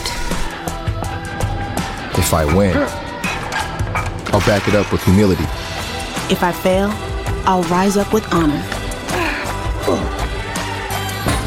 It's tough for us to put it all on the line. Don't undo my hard work with poor sportsmanship. Respect. It's the name of the game.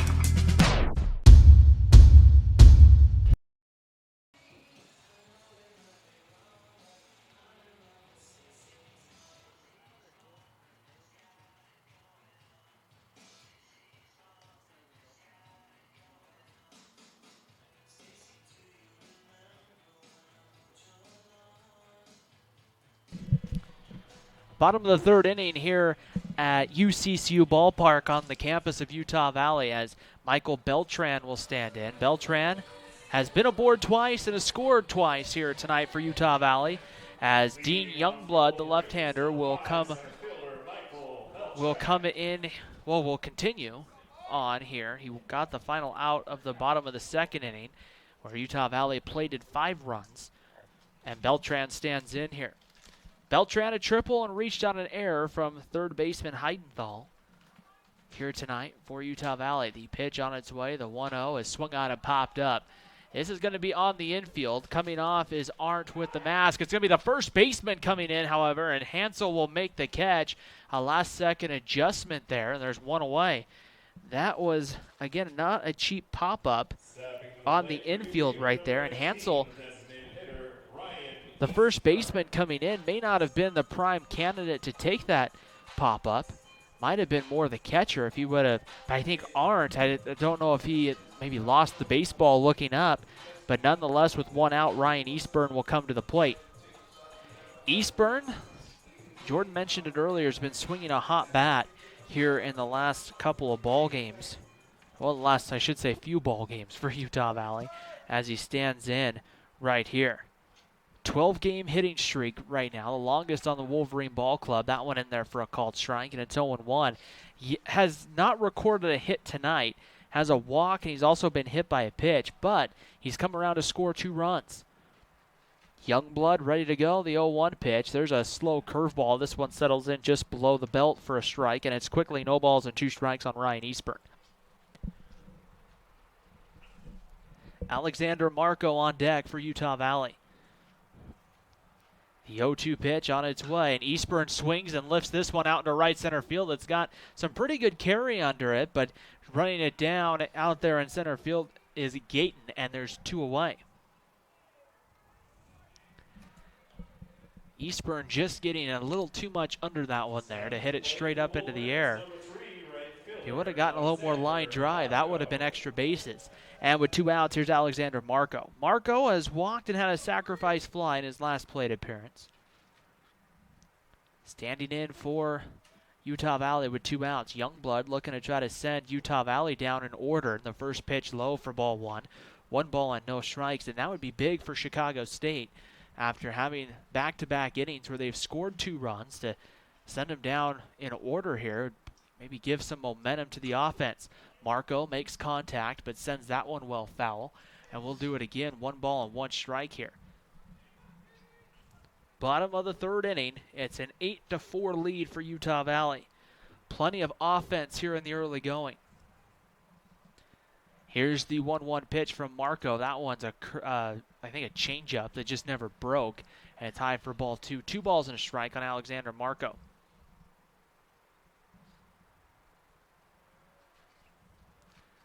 Youngblood winds and delivers here the 2-1 pitch. Marco sends this one foul.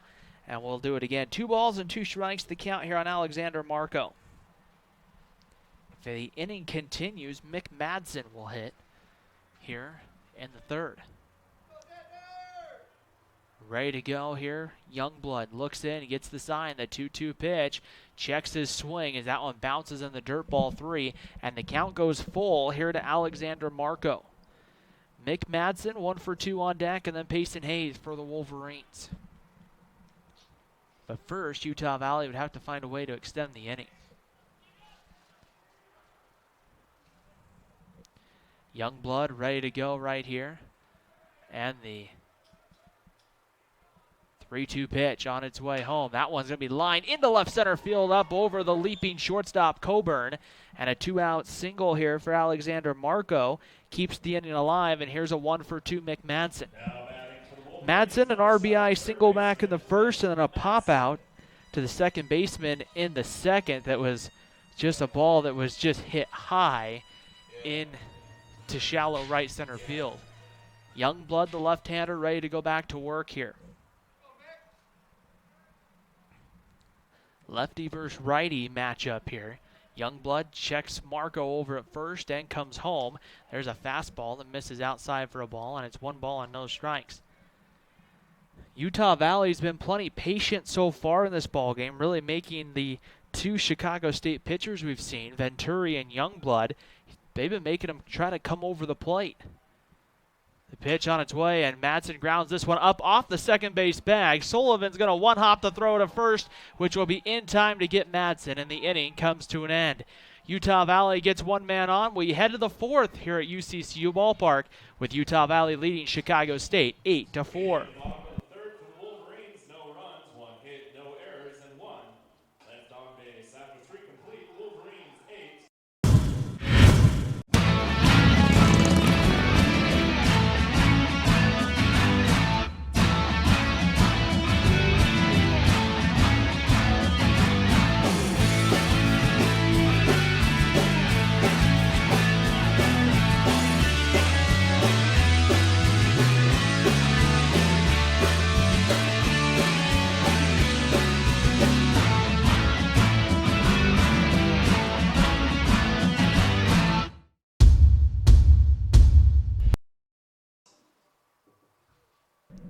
Top of the 4th inning here at UCCU Ballpark. Patrick Arndt to lead it off. Arndt, Heidenthal, and Gayton coming up. 8-9-1 here for Chicago State. The first pitch misses for ball 1, and the home plate umpire did some kind of, bow there to the Chicago State dugout. The 1-0 pitch to Arndt. He swings and pops it up into shallow center field. It will be the shortstop Trevor Howell taking a few steps back to make the catch, and there's 1 away. Not exactly sure what all that was about.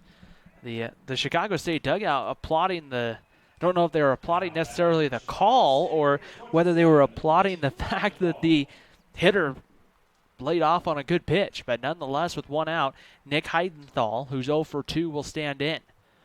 Heidenthal hitting .250 on the season, takes the first pitch, misses for a ball. 1 ball and no strikes, the count on Heidenthal.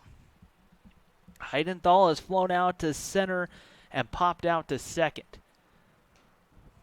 The 1-0 pitch off the glove of Drew Sims to the backstop, and it's 2 balls and no strikes. Chicago State with 2 runs in the second, 2 runs in the third. Utah Valley 3 runs in the first and 5 runs in the second. The 2-0 pitch on its way. This one's going to be fisted into right center field. 1 hops Hall over to get it. Carr covering the bag, and they're going to get Heidenthal on what will be an interesting 4-1 putout. You're not going to see that one very often, especially on a ball that 1 hopped in shallow right field, or not even, I can't even say shallow right field, just on the outfield grass. And a nice job there by Cody Hall to quickly make the play. And with 2 outs, here is Andy Gayton, the center fielder. Gayton is grounded to second and struck out.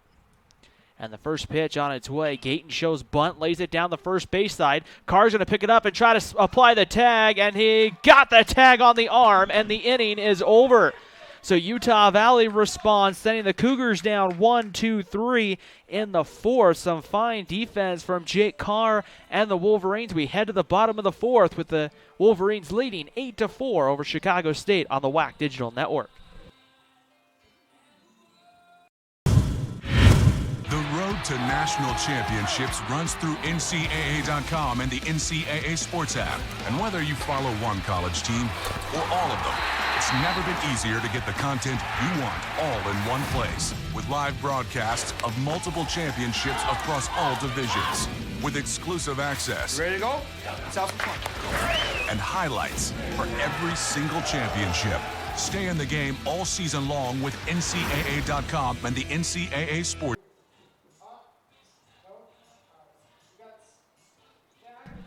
Well, bottom of the fourth inning here at UCCU Ballpark. Some nice defense from Utah Valley in the top of the fourth inning. We'll see what they can do offensively as Payson Hayes, Drew Sims, and Jake Plakus, 6, 7, and 8 will come up.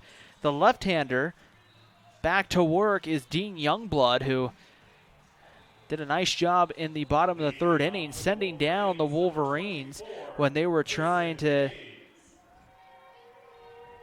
when Utah Valley really had the offense going. The Wolverines scoring 8 runs in the first 2 innings of the ball game, and Dean Youngblood able to find a way to send him down. Here's Payson Hayes standing in. The first pitch is going to get in there at the knees for a called strike one. 0-1 on Payson Hayes. Hayes has struck out and reached on an error tonight for Utah Valley. Youngblood ready to go. The left-hander winds and delivers this one, and that one fouled back to the screen. And even the count up of 1 ball and 1 strike. Here in the bottom of the fourth inning, an 8-4 lead for the Wolverines. Utah Valley getting an opportunity after playing last weekend and even the midweek on the road, having a chance to come back to UCCU Ballpark. As 0-2 pitch misses off the plate for ball 1 ball and 2 strikes. This is their last big home stretch of ball games. The rest of the way, it's maybe 3 or 4 games over the course of a week, but it's really spread out from after this homestand. The 1-2 pitch, slow curveball, misses outside for a ball, and evens the count up at 2 balls and 2 strikes on Payson Hayes. To kind of just put that into perspective, they'll have Chicago State and New Mexico State here. Then they'll play Utah, and then they only have 1 more home series after that. And that will be the Sacramento State series, and then Washington State comes in, and that's the 10th of May through the 14th of May. So really, Jordan, this is one of, if you're a Wolverine fan here in the area, this is one of your last real big chances to see the Wolverines at home. Here's the 3-2 pitch to Payson Hayes. This one inside and tight, ball 4. And Hayes will take first base on the walk. Well, on the out-of-town scoreboard, Seattle beat Sacramento State earlier today 4-2. The Redhawks won. That was game 1 of a doubleheader today between those two teams. So that's a big win for Seattle, a big loss for Sac State, and they are underway in game 2. In fact, game 2 is in the 4th inning, and it's 3-2 Seattle. Seattle was in that 4-way tie for last coming into tonight, and the first pitch on the outside corner for a strike to Drew Sims. Sacramento State was in first with a 7-2 record in the WAC, and so New Mexico State and UTRGV looking to try to tie the standings at the top. The 0-1 pitch misses low for a ball, and it's 1 ball and 1 strike. The count on Drew Sims. Sims had a strikeout and an RBI single. And a couple of big series tonight that will get started here in just a little while as the 1-1 pitch fouled back. We'll do it again. 1 ball and 2 strikes here on Drew Sims. Well, meanwhile, you have New Mexico State, who's in second place, just a game back of the Hornets, and they're losing right now down in Las Cruces. The Bears, Northern Colorado, beating them 4-2 in the 4th. Drew Sims kind of swings and hits this one deep, going back, reaching up as right as Brock Jr. goes into the wall to make the catch.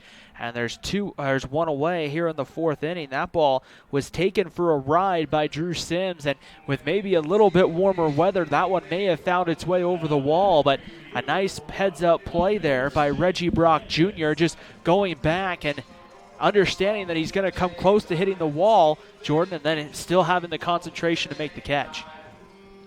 So here is Jake Plakis with one away. Plakis, a ground out and a walk here on the evening for the Wolverines. That Northern Colorado, New Mexico State game, Jordan, big for the conference, as Plakis will send it foul on its 0-1. New Mexico State, that could really crush the Aggies' RPI, so to speak, coming in. A loss like that, especially early on in the conference, or as we get to kind of, I guess, the middle part, really, of the conference season. Well, and with Sac State losing ahead of them, it's really just a squandered opportunity to take first place, at least tie first place. Plakis again sends this one foul back to the backstop, and it's quickly no balls and 2 strikes on Jake Plakis. Also on the out-of-town scoreboard, the rest to get underway later tonight. UT Rio Grande Valley and Phoenix visiting Grand Canyon. That'll get underway just in a couple minutes. And then in a half hour, CSU Bakersfield and California Baptist will get underway in Riverside. But those are all teams, and I mentioned New Mexico State and Sac State specifically, that are ahead of the Wolverines, who currently sit in 5th place in the standings, just 4 games out of first. If they could win tonight, they would just be 3 games back of Sacramento State. And as you mentioned, Ryan, you have a series with the Aggies and the Hornets still upcoming this year. Here's the 0-2 pitch. Plakis swings through it, strike 3, and that is going to be strikeout number 1 for Dean Youngblood, who has pitched well to contact. There gets his first strikeout. Here's Trevor Howell. Howell doubled and then walked back both in the 2nd inning. Those are both his plate appearances. And it's tough to win in Las Cruces. The teams at the top of the WAC right now, boy, you look at Sacramento State, 18-3 at home. New Mexico State, 18-4. UTRGV, 17-5. Even Cal Baptist at 14-4 as Trevor Howell takes ball 1 ball and no strikes.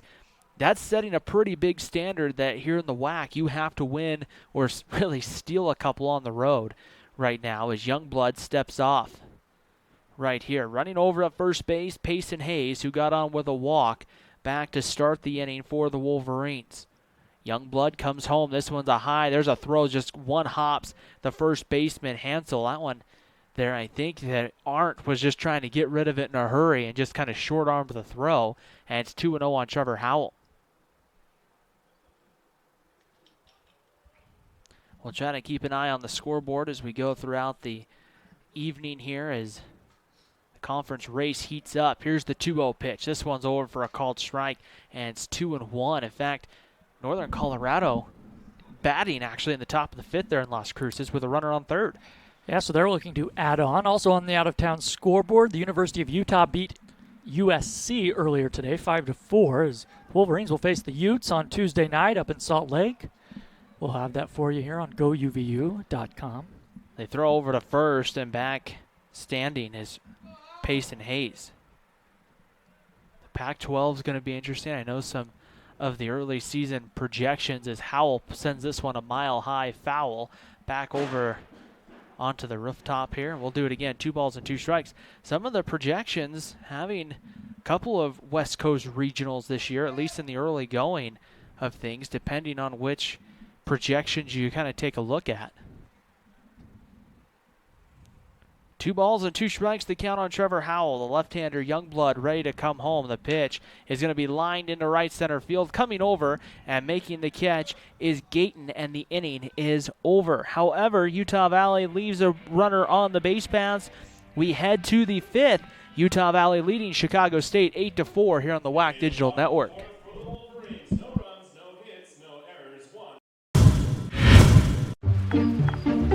Oh, hey, you got one of those insurance apps too? You know how this thing works? No, sorry. Not an app, it's my agent. In this moment, No, I'm fine, thanks. it's good to know you have a trusted, independent auto owner's insurance agent who's there when you need them. Great. Man, I gotta get one of those. Auto Owners Insurance. The no problem people. Neil Dastrup Insurance, your local independent auto owners insurance agency, supports UVU athletics. You only need to answer one question. Will you accept the challenge to become? No matter where you are in life, no matter your interests. From award-winning business and STEM to performing arts programs, there's a place for you. A place for you. A place for you at UVU. A place to engage, to rise, to succeed, to become.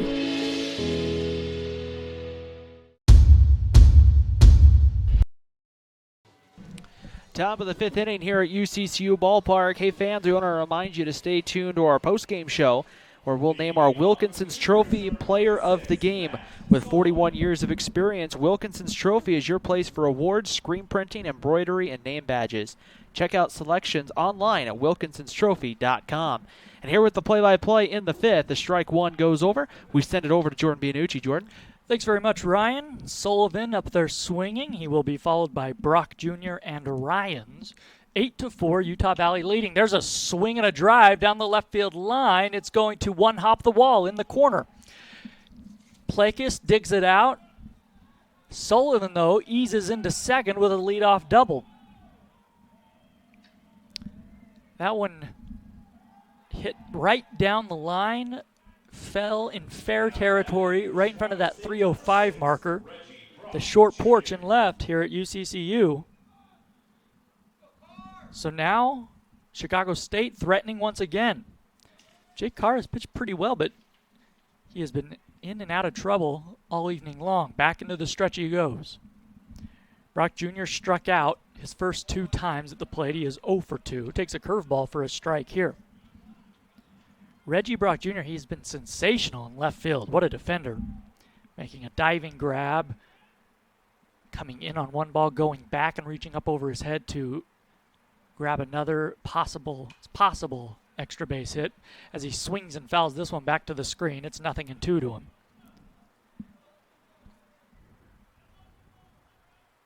A right-handed hitter. Came into the ball game, a sophomore batting just .254, 1 home run, 8 RBIs on the season. Chicago State looking to chip away at this 4-run Wolverine lead.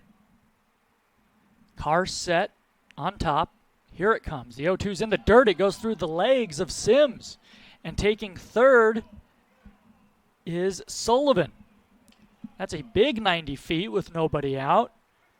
1-2 the count, and I think that might be a pass ball. That is a play you almost always see Drew Sims make. Well, they do rule it a wild pitch. It was in the dirt, but we are very used to seeing Sims knock those kind of balls down. So now a runner at third base, nobody out.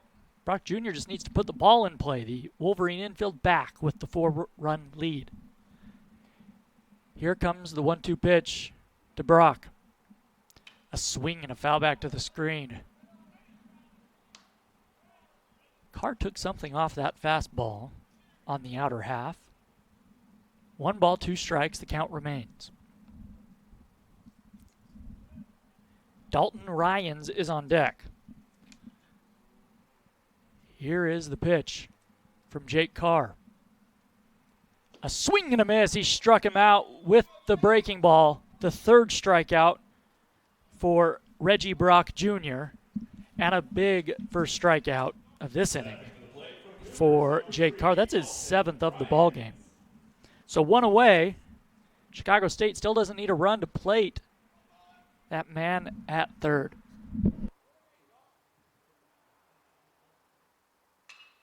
A swing and a pop fly into left center field. This should do it.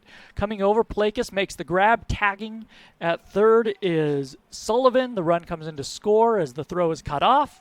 It is 8-5 Wolverines. So the Cougars would have liked to have a base hit, keep this inning going, keep the rally going, I should say. But Ryans does the job. A fly ball to the outfield for Dalton Ryans. That's his 16th run batted in this year. First pitch looked like a changeup, Maybe even a slow curveball there from Jake Carr. Anyway, outside. It is taken for ball 1.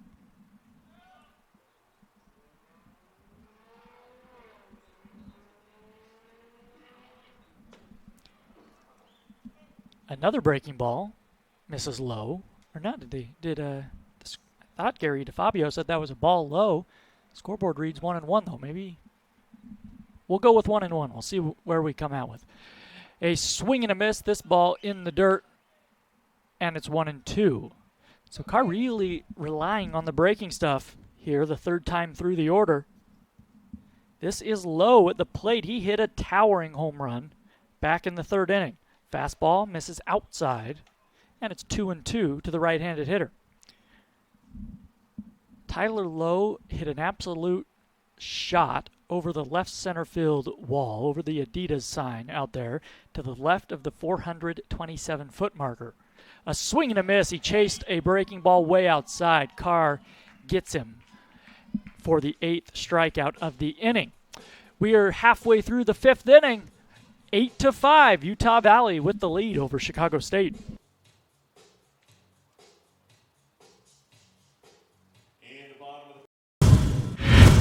You only need to answer one question. Will you accept the challenge to become? No matter where you are in life. No matter your interests. From award-winning music to acting. To theater programs. There's a place for you. A place for you. A place for you at UVU. A place to engage. To rise. To succeed. To become.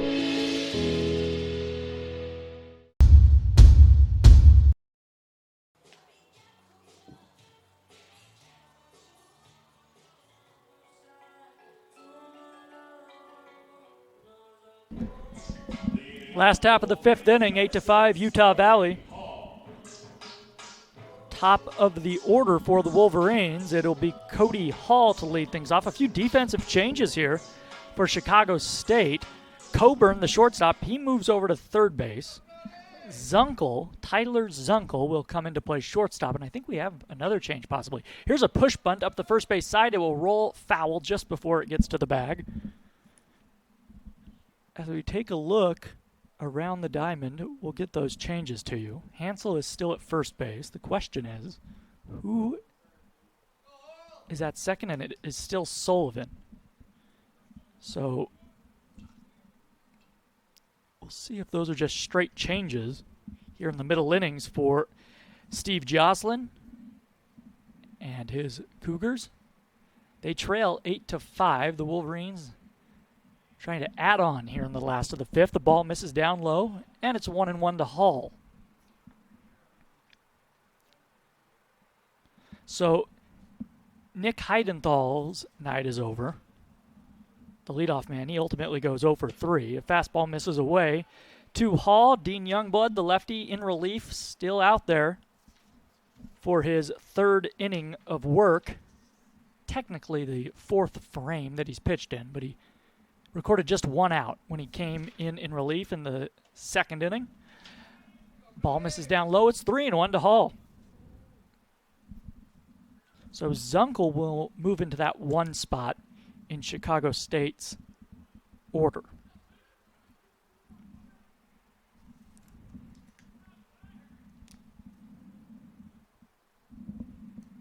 A swing and a high fly ball into center field. Guyton was playing back. He's going to have to sprint in, and he makes the grab in shallow right center field. 1 away in the Wolverine 5th. Stepping to the plate for the Wolverines, number 5, center fielder, Michael Beltran. So here's Michael Beltran with 1 out, nobody on.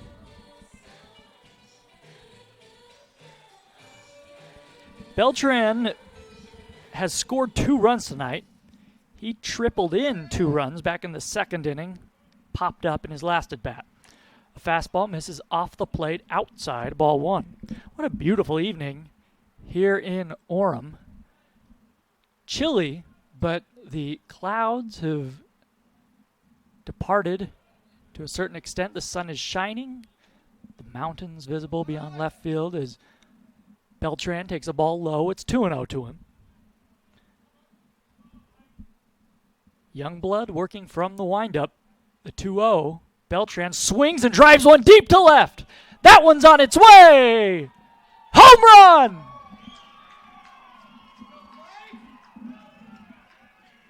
And a blast for Michael Beltran, a solo shot that leaves the ballpark.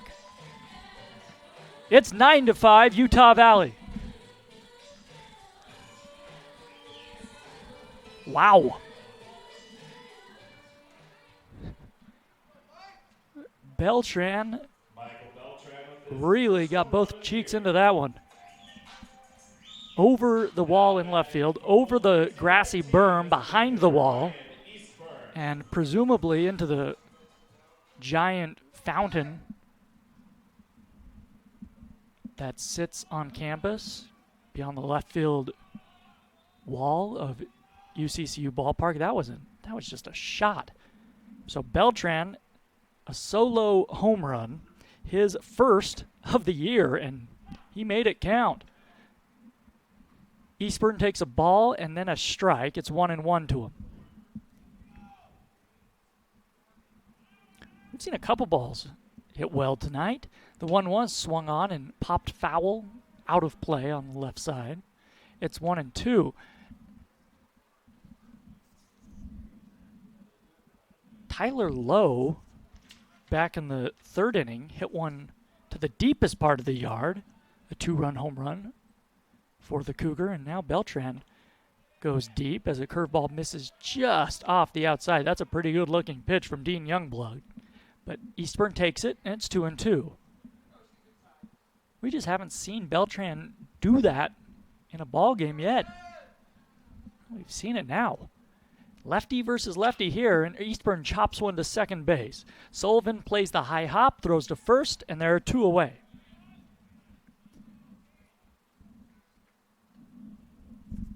Base is empty for Alexander Marco. Alexander Marco is a guy that we would expect a home run like that from this season. He leads the Wolverines with 6 of them. 9-5 Utah Valley with the lead. We are in the last of the 5th inning. Youngblood from the windup. He throws, and Marco swings and fouls a fastball, back to the screen. Strike 1.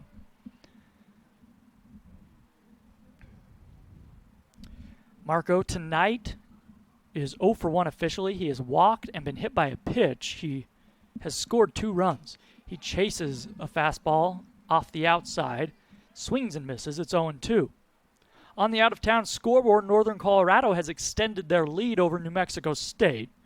The Bears 5, the Aggies 2. That game in the last of the 5th down in Las Cruces.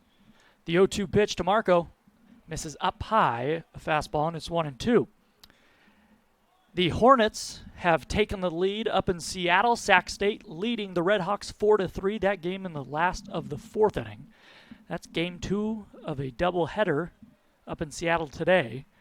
Seattle beat Sacramento State in game 1. The 1-2 pitch, Marco swings and spoils this one high and foul down the right field line. Another fastball thigh high from Youngblood. Should Marco reach, Mick Matson would be the batter. Some action down in Phoenix. UT Rio Grande Valley has taken a 2-0 lead over Grand Canyon. That game still in the top of the 1st inning. The 1-2 breaking ball misses down and in to Marco. The count's even at 2-2. Well, tomorrow we'll have a 2 p.m. first pitch here at UCCU Ballpark for Game 2 of this series. Paxton Schultz, who has really been the Wolverines' best pitcher this season, will get the start. 2-2. Called strike 3 on the outside corner, and that was a Gary DeFabio low strike. We've seen that pitch called a strike tonight just below the knees, and Marco is down, and the inning's over. But Beltran hits a solo shot over the left field wall and out of the ballpark. The Wolverines tack on another run. We head to the 6th. It's Utah Valley 9, Chicago State 5. What is it about the car shopping experience at Murdoch Hyundai that has everyone talking? Maybe it's the safety inspections or the car washes for life. could be the price match guarantee, or maybe it's just the way you're treated. Come fall in love in Linden, Logan, and Murray at Murdoch Hyundai. Your no regrets dealer.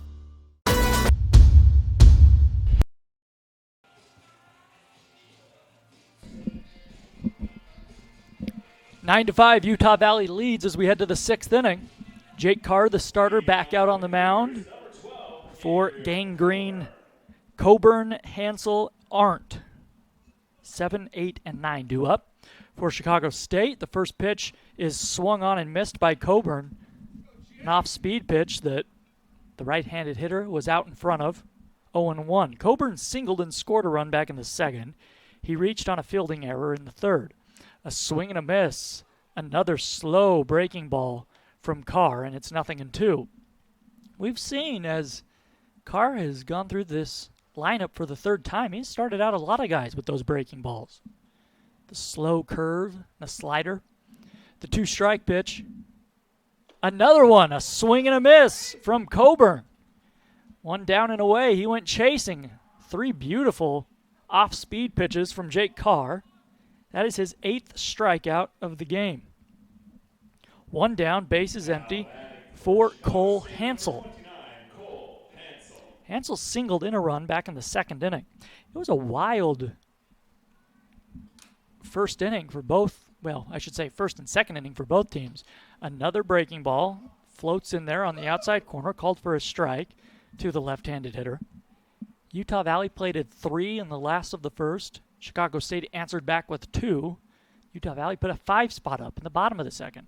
This one in the dirt. And it's 1-1. Another that looked like the slider from Jake Carr.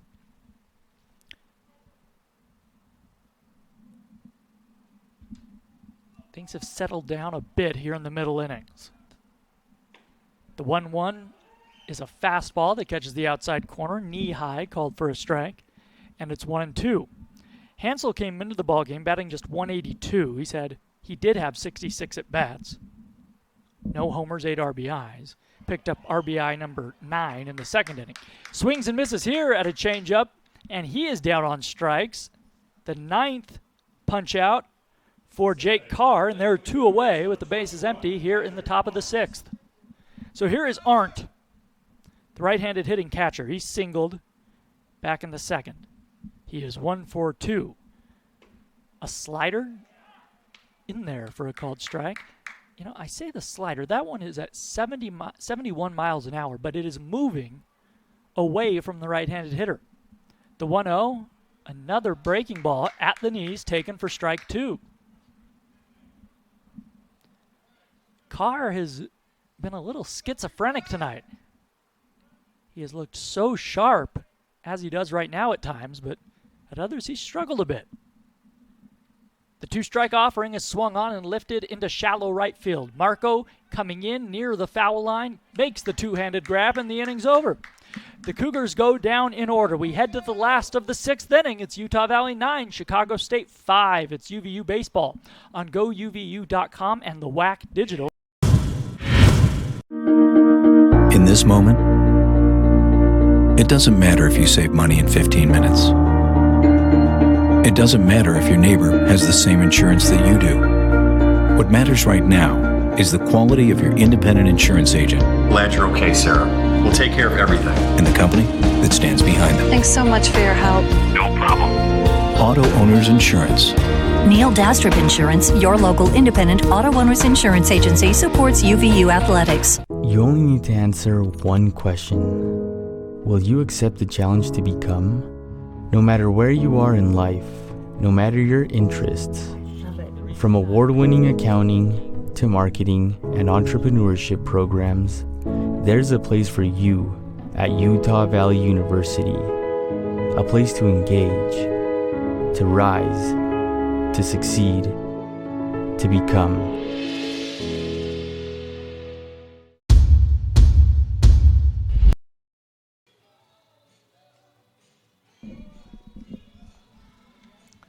Nine to 5, Utah Valley leading Chicago State as we head to the last of the 6th.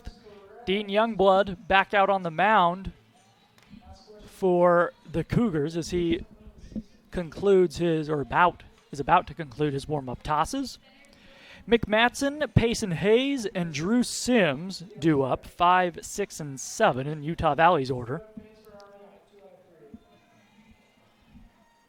Each team with 7 hits and 2 errors on the night. So here's Matson. He singled in a run, part of that 3-run first for Utah Valley. He is 1 for 3 as he swings and fouls one back. In his last at-bat, he hit a ball up the middle that caromed off the second base bag. Sullivan, the second baseman, caught it out of the air, then threw across his body to first to get Matson. It was a terrific defensive play. The 1-strike pitch is swung on and lifted down the right field line, but foul. 0-2 to the freshman. Matson got a chance to pitch during one of the midweek matchups against Air Force this past week, a slugfest, and his dad, Eric Matson, the head coach, was out of pitchers. A swing and a sharply hit ground ball to shortstop. Zunkel gets some action. He throws to first low, but it's dug out by Hansel, and there's one away. That's a nice job by Zunkel. He was caught there with an in-between hop, but he scooped it and made the play, one away. Zunkel came in as a defensive replacement last inning. So here is Payson Hayes. Base is empty, 1 out. I say was it last inning? Yes, it was. The light's beginning to take effect here in Orem. A swing and a miss, a big cut from Hayes. He was looking for home run number 6 there. But he comes up empty, 0-1 to him. Hayes has been on base twice tonight. He's reached on an error and walked. He has also struck out. The 1-strike offering, fastball misses way outside from Youngblood, and it's 1-1. Youngblood came in relief of Vinny Venturi back in the second inning. He is 6'2", 170 pounds. There's a strike on the inside corner, and it's 1-2 to Hayes, the senior out of Melissa, Texas. Is a transfer from Triton College. Hayes, the right-handed hitter, bent at the knees and a wide open stance, and a fastball misses way up high, and the count's 2-2. Drew Sims is on deck, 9-5, Utah Valley with the lead. 1 out, base is empty in the last of the 6th inning.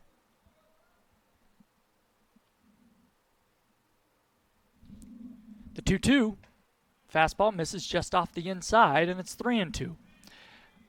The Aggies have tied the game down in Las Cruces, Northern Colorado 5, New Mexico State 5, that game in the last of the 5th. Northern Colorado had a 3-run lead in that game. Youngblood winds and fires. The 3-2 is fouled back to the backstop, and we'll do it again.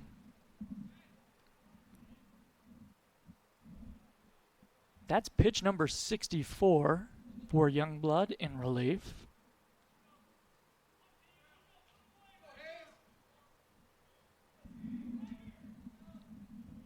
The Wolverines in 5th place in the conference coming into this game. The 3-2 is swung on and lifted foul down the right field line.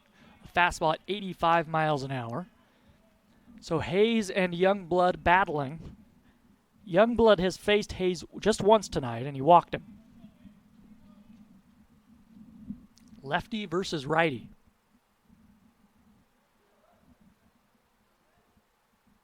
Both of these teams have struggled this season. Chicago State 8-21 overall. The Wolverines 7-25. Record-wise, the 3-2 swung on and missed. He struck him out. A fastball on the outer half. And they're 2 down. It's the 3rd strikeout for Youngblood. Here's Drew Sims with the bases empty. Chicago State, they are currently in 7th place in the WAC. They are 3-6. While the Wolverines are in 5th place at 4-5. From the windup, Youngblood, the tall lefty, kicks and comes home, and a fastball misses inside of the right-handed hitting Sims. Sims singled in a run back in the 2nd inning. He flied out to deep left field, right at the wall. Reggie Brock Jr. made the grab when Sims was retired in the 4th. This ball misses inside. It's 2-0. a small crowd on hand on a chilly night. A 2 p.m. start tomorrow, and then on Sunday, the game time has been moved up to 10 a.m. as a ball misses down and into Sims. It's 3-0. Chicago State has an early getaway flight on Sunday afternoon, so get ready on Sunday. Brunch at the ballpark, a 10 a.m. first pitch. The 3-0 down and in. And Youngblood, after getting the first two men or retiring the first two batters in this inning, walks Sims on 4 straight balls. So here's Jake Plekas. Plekas is looking for his first base hit of the night. He reached base on a walk back in the second. Otherwise, he has bounced out and struck out. The one time he faced Youngblood, he did strike out. And now we're going to have a meeting on the mound. I'm not sure if that is Steve Jocelyn. He has his coat on, so I can't see if that's the head coach or one of the assistants. But that'll be just to give Youngblood a breather. No one up in the Chicago State bullpen.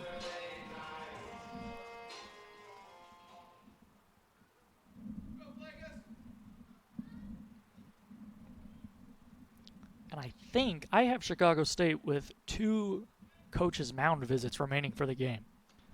You get 3. That's a new rule beginning here in 2019 as a ball misses low to Plekas.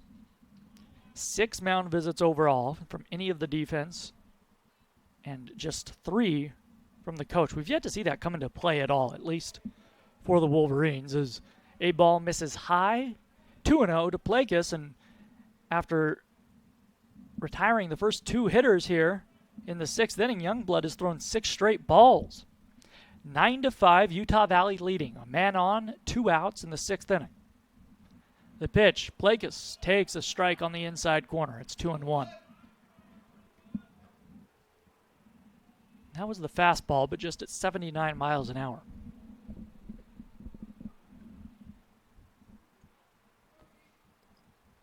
A swing and a foul backing out of play. 2-2 the count. Plekas hitting .225 on the year. 1 home run, 4 RBIs. He has struck out 25 times, though. Should he reach, it would be Trevor Howell. Sims with a short lead at first, held on by Hansel. Youngblood from the stretch, he comes home. A fastball is swung on and missed, foul-tipped rather, into the glove of Arndt, and the inning is over. The Wolverines get a base runner, they strand him. We head to the 7th inning. It's Utah Valley 9, Chicago State 5 on GoUVU.com.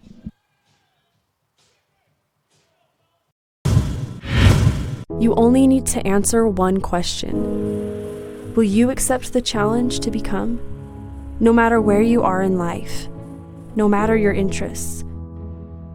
From innovative exercise science, outdoor recreation, to STEM programs, there's a place for you at Utah Valley University.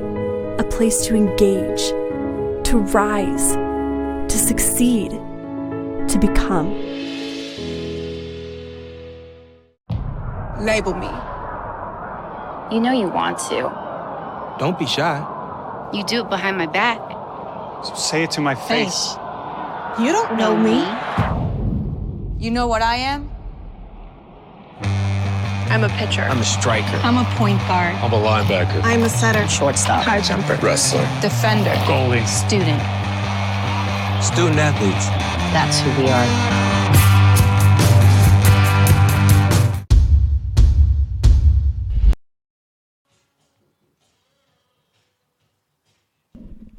Don't forget, fans, to stick around for our post-game show. We will hand out our Wilkinson's Trophy Player of the Game.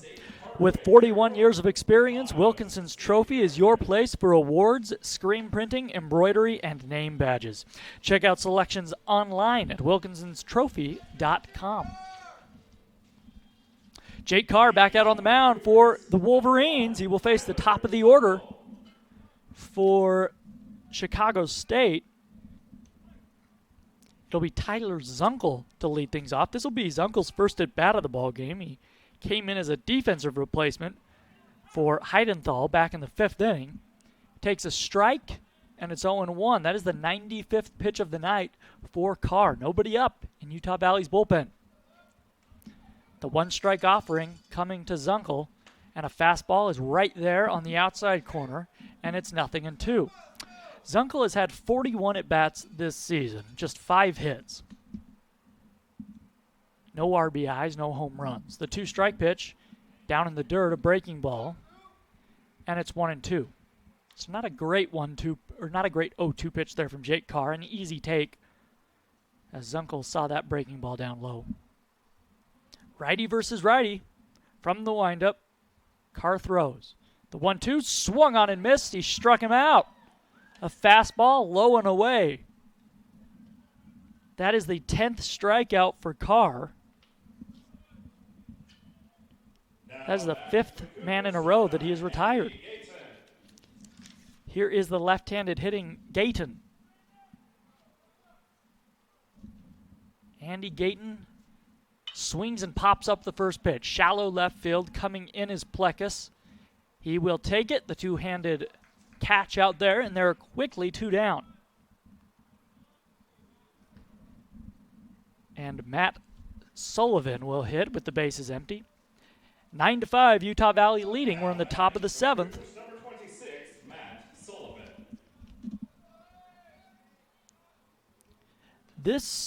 That 9th strikeout, or 10th strikeout, I beg your pardon, by Carr, as this one's fouled back.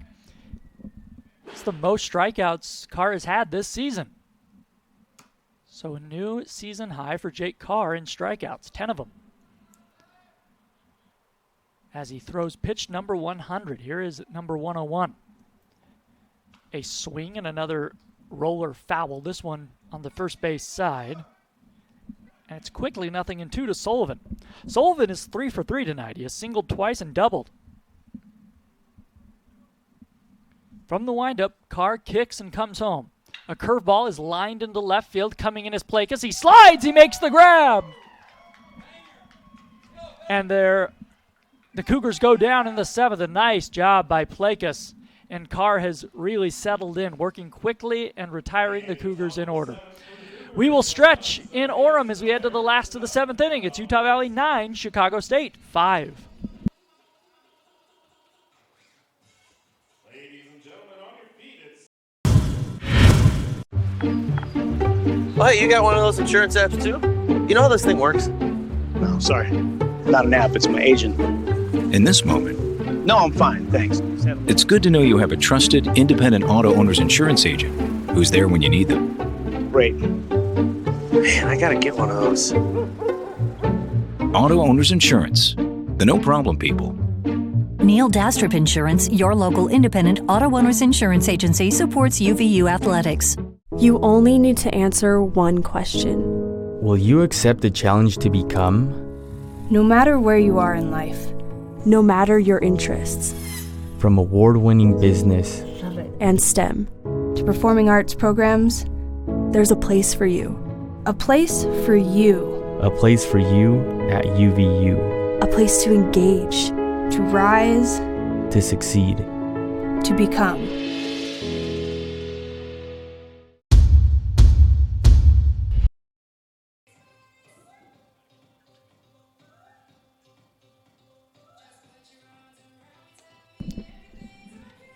New pitcher on for Chicago State. It is Anthony Liedl, another left-hander for the Cougars. Utah Valley leading 9-5 as we head to the last of the 7th. For Liedl, this will be his 12th appearance of the season. He has thrown 36 1/3 innings, has an earned run average of 7.93, has struck out 18, walked 20. Opponents are hitting .301 off him. I mentioned in the top half of the inning that Jake Carr had struck out 10 men. I was incorrect. He has struck out 11. That is a season high.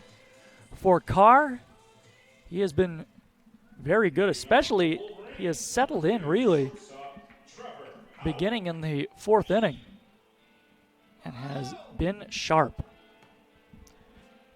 So, Trevor Howell will face Liedl, a lefty versus righty.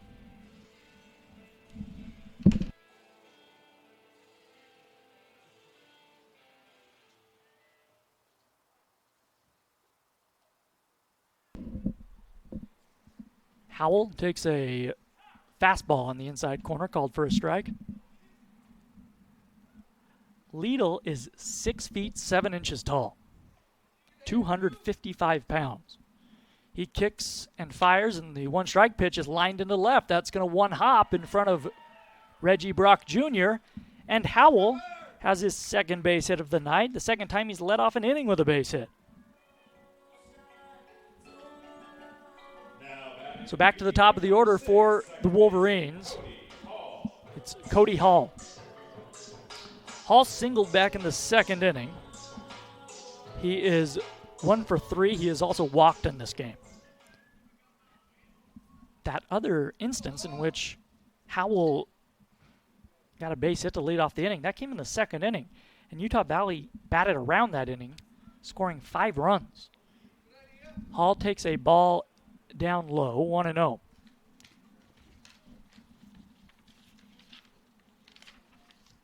Liedl working from the stretch with Howell at first base. He peers in, now comes home, and a fastball misses down and in. It's 2-0. That is the fastball at just 80 miles an hour. Liedl will also feature a curveball. We have not seen the curve yet. The 2-0. Hall swings and hits one high into right field. Low, going back and to his left. Now he reaches up and he makes the grab. Howell stays put at first as the throw comes into second base. And there's one down in the Wolverine 7th. So here's Michael Beltran. Beltran's had a very nice night at the plate. He is 2 for 4. He has tripled in 2 runs. And in his last at bat, he hit a towering solo home run to left field. That left the ballpark, literally. Over the wall and over the grassy berm beyond the wall. A man on and man out. Fastball catches the inside corner, called for a strike, to Beltran. It was Beltran's first homer of the season. He's hitting .338 on the year. A swing and a ground ball to the backhand side of Zunkel at short. He goes to second for 1. On to first. Not in time. The speedy Beltran beats it out. So a 6-4 fielder's choice. 2 away for Ryan Eastburn. It's a nice job by Zunkel to get to that ball, make a good throw to second. Had a slower runner been hustling up the line, they may have been able to turn 2, but not with Beltran. Eastburn, a left-handed hitter, facing another lefty, the third lefty out there for Chicago State tonight. The pitch to him, a fastball misses outside, ball 1.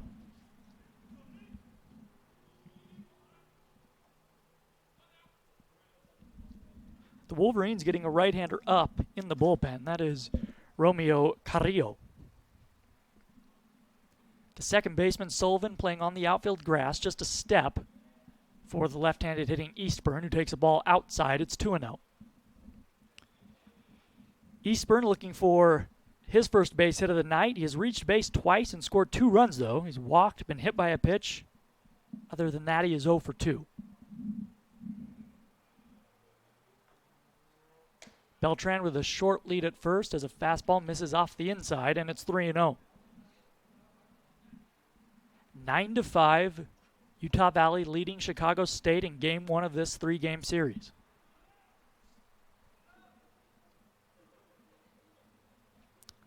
Liedl, the 6'7 lefty, comes set, and a fastball misses way outside for ball 4.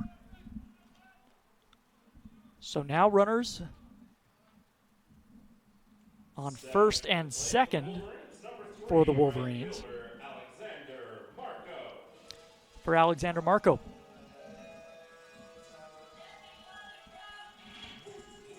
Marco singled back in the third inning.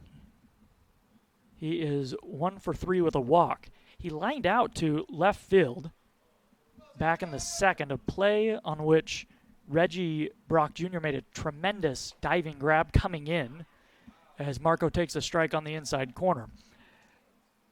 there was a man at third at the time, so it turned out to be a sac fly. And Marco picked up an RBI on the plate, but he was really robbed of a base hit. A tremendous play by Brock Jr. out there. The one strike offering to Marco. Fastball misses up and in. And it's 1-1. 2 men on, 2 men out. Good speed on the base paths. Beltran, very fast runner at second. Eastburn, a better than average runner at first. The pitch, Marco swings and lines one into left field, a base hit. It skips off the lip of the outfield grass. Brock Jr. up with it, comes home firing. The throw is wide of home plate, but Beltran stopped at third. The bases are loaded with 2 outs for Mick Matson. That you do not see that a whole lot. With 2 outs, a base hit to the outfield that does not score a fast runner from second base, but that was smoked off the bat of Marco, and Reggie Brock Jr. did a nice job getting to it quickly and then firing. If not an accurate throw, it was a quick throw in. The pitch to Matson, he swings and fouls one off to the right. So Marco has his second base hit of the evening. Eastburn to second, Beltran to third. And this one is foul tipped into the glove of Arndt, and it's quickly 0-2.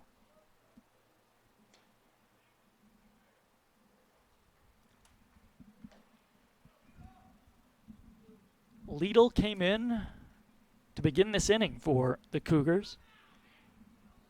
He's given up a couple singles and a walk. Bases loaded, 2 outs. Matson swings and lifts this one into right field. Low going back into his right, still going back. He reaches up and makes the grab on the run. Matson hit it just shy of the warning track, and Utah Valley leaves them loaded in the last of the 7th. We head to the 8th. It's Utah Valley 9, Chicago State 5 on GoUVU.com. The road to national championships runs through NCAA.com and the NCAA Sports app. And whether you follow one college team or all of them, it's never been easier to get the content you want all in one place. With live broadcasts of multiple championships across all divisions. With exclusive access. Ready to go? Let's have some fun. And highlights for every single championship. Stay in the game all season long with NCAA.com and the NCAA Sports. 9-5, Utah Valley leading Chicago State as we begin the 8th inning. Jordan Bianucci back here with you. Leading off for the Cougars, number 6, Reggie Brock. Reggie Brock Jr. to lead things off for CSU, trying to get something going. Chicago State running out of outs. Jake Carr, the starter, back out on the mound for the Wolverines. He's thrown 102 pitches. The first pitch of the 8th misses outside a breaking ball, and it's 1-0.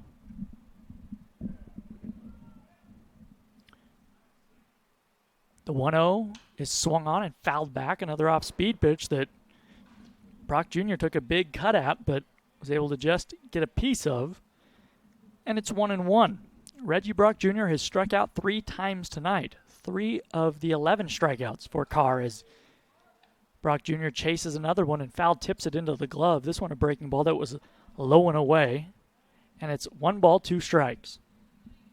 Romeo Carrillo looks to be just about ready in that Utah Valley bullpen. Should they go to him? The 1-2 misses low and away. Another off-speed pitch, and it's 2-2. Carr gets the ball back from Sims, now takes a walk behind the mound, rubs up the baseball, touches the bill of his cap, and stretches. Now he peers in over the glove. The 2-2. A swing and another foul. A liner down the right field line and out of play into that storage area is kept. Carr winds and fires. A curveball chopped foul on the third base side. And we'll do it again. Brock Jr. does not get cheated. When he swings, he swings. Taking mighty cuts And what comes with that naturally are some strikeouts. We mentioned he has 3 of them tonight. Not a big two-strike adjustment by Reggie Brock Jr. Bent at the knees, an open stance from the right side. The 2-2 from Carr.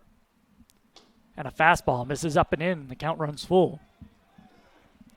Carr rubs up the baseball on a cold night here in Orem. We've seen a lot of cold nights here so far this season. The 3-2 pitch is swung on and lined into left field. It's going to one-hop in front of Plagas. And Brock Jr. has a base hit. He tattooed that one, and he ultimately wins that battle. And the leadoff man is on for the Cougars, trailing 9-5.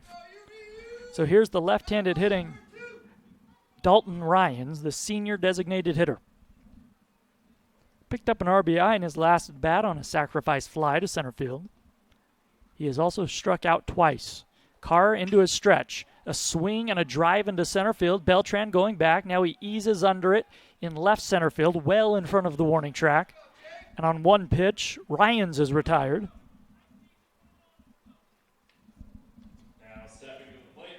And Tyler Lowe will come to the plate, who has probably put the best swing on any pitch of Carr's tonight. Back in the 3rd inning, Lowe launched a home run over the left center field wall, the deepest part of the yard. Carr throws over to first, checking on Brock Jr. He has stolen 3 bases this season. He's been caught just once, although trailing by 4 runs, I would be surprised if he takes off here. He is held on by Payson Hayes.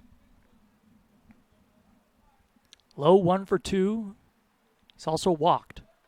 The pitch. Off speed, misses down and away, ball 1. That's pitch number 112 for Carr. He would like a ground ball.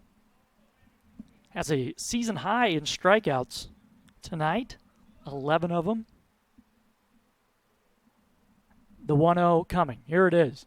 A swing and a roller foul on the first base side, and the count's even at 1-1 Another off-speed pitch from Carr.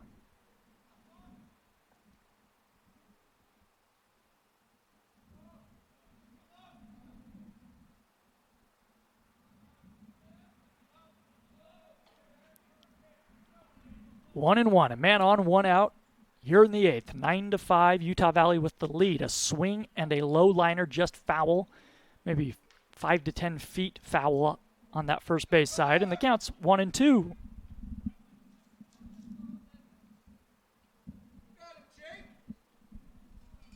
Coburn is on deck. Chicago State needs base runners. Carr set. The high set. He kicks and fires. This one's in the dirt. Sims smothers it, and the count's even at 2-2. Another breaking ball that one got away from Carr. Boy, he has featured a lot of breaking balls the 3rd and 4th time through this lineup. The senior right-hander has really dug deep after giving up 4 runs early in this game. Come back and pitched very well. 2-2 swung on, a liner into center field. It will one hop in front of Beltran. Stopping at second, Brock Jr. had to make sure it would not be caught. And there are 2 men on with 1 man out. Here in the 8th, we'll see how much rope Eric Matson gives his starter. Carrillo is ready in the bullpen. He's been up for a little while. And this is where, if you're Carr, it sure helps that your offense put a 9 spot on the board because you do have some wiggle room. The potential tying run is still on deck. 2 men on, 1 man out.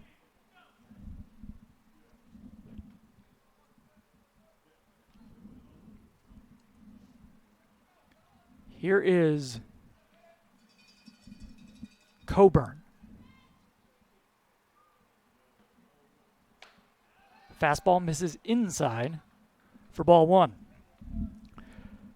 Coburn singled and scored a run back in the 2nd. He reached on an error in the third. Struck out in the sixth. 1 for 3. Righty versus righty. Carr peers in.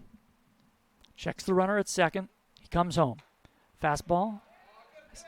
Just misses outside. It's 2-0.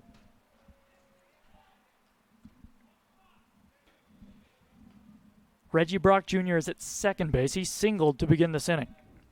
After Ryan's flied out, Lowe singled. Each team with 9 hits and 2 errors. Utah Valley with the 4-run lead.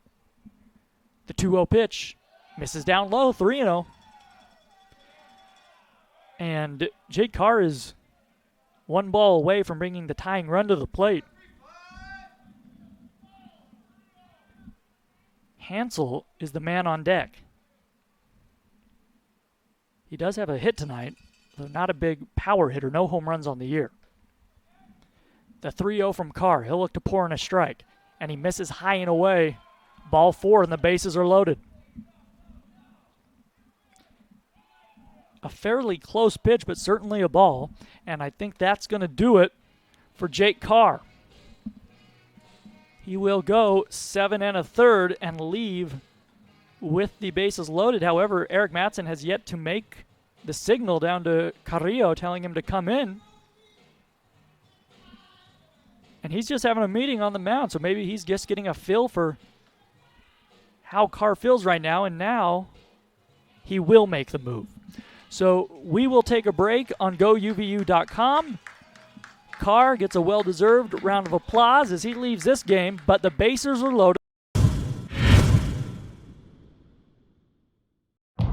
Label me. You know you want to. Don't be shy. You do it behind my back. Say it to my face. You don't know me. You know what I am? I'm a pitcher. I'm a striker. I'm a point guard. I'm a linebacker. I'm a setter. Shortstop. High jumper. Wrestler. Defender. Goalie. Student. Student athletes. That's who we are. Thinking of buying a home? Think bigger. Because with UCCU's low interest rates and low mortgage insurance rates, you could qualify for more house with the same payment you could get from other local lenders. A mortgage with UCCU gives you more purchase power. That means more money you can put into your home or back into your pocket. To learn more, visit uccu.com/morehouse or stop by any UCCU branch today. More house, same payment. Only at UCCU. Inspiring smart mortgage decisions. The latest from KSL 5 News, including breaking news as it happens, and all your favorite KSL shows, ready to watch anytime. Download the free KSL app right now on all your favorite devices. Here at Intermountain Healthcare, our doctors have experience treating young athletes, professional athletes, and the athlete next door. We treat everyday injuries, sports injuries, concussions, total joint replacements, and everything in between. Come visit our board-certified physicians and surgeons here at Intermountain Healthcare's Utah Valley Orthopedic and Sports Medicine Clinic. We're committed to keeping you moving.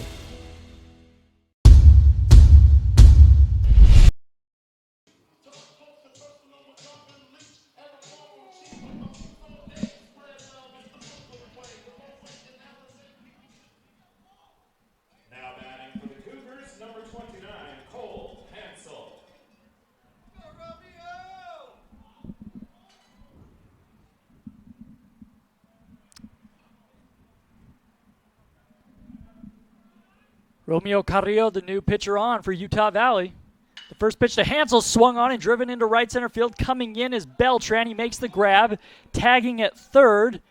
And coming in to score is Brock Jr. So Carrillo retires Hansel on one pitch, but Hansel puts it in play. It is now 9-6. Wolverines on the line out. So here's Arntz. Carrillo, the freshman. That run will be charged to Jake Carr. Arndt hitting from the right side. He is 1 for 3 tonight. The pitch to him. Ball misses down and away from Carrillo. It's 1-0. Carrillo on the year, well, the last time we saw him was against Northern Colorado. He went just 1 inning, gave up 3 runs. Pitched twice last weekend. He peers in. He kicks and fires. The 1-0 misses down low. 2-0. Lowe is at second base. Coburn at first. Arndt represents the tying run. He's at the plate. Came into the ballgame batting .286, no homers on the year. The 2-0 pitch to him. Fastball misses down low. Sims keeps it in front of him. That ball must have grazed home plate. And it's 3-0 now. So Carrillo in danger of putting the tying run on base. After Arndt, it's the top of the lineup. And Tyler Zunkel.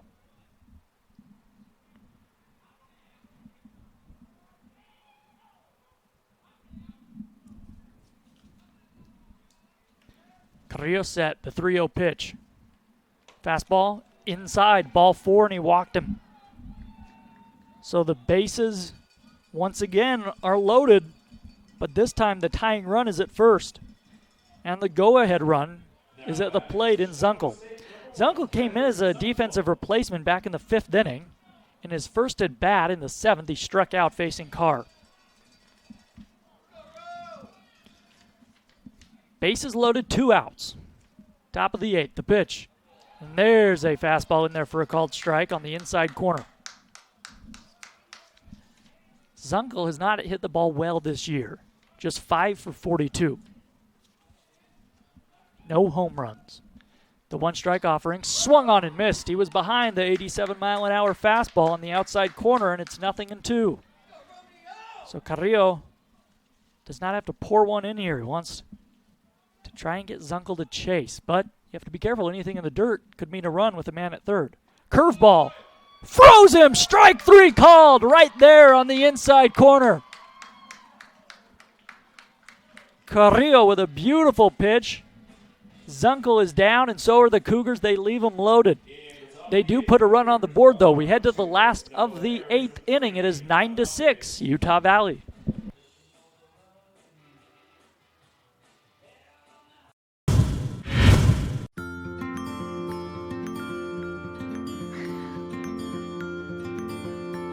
Looking to spend that birthday money, Tyler?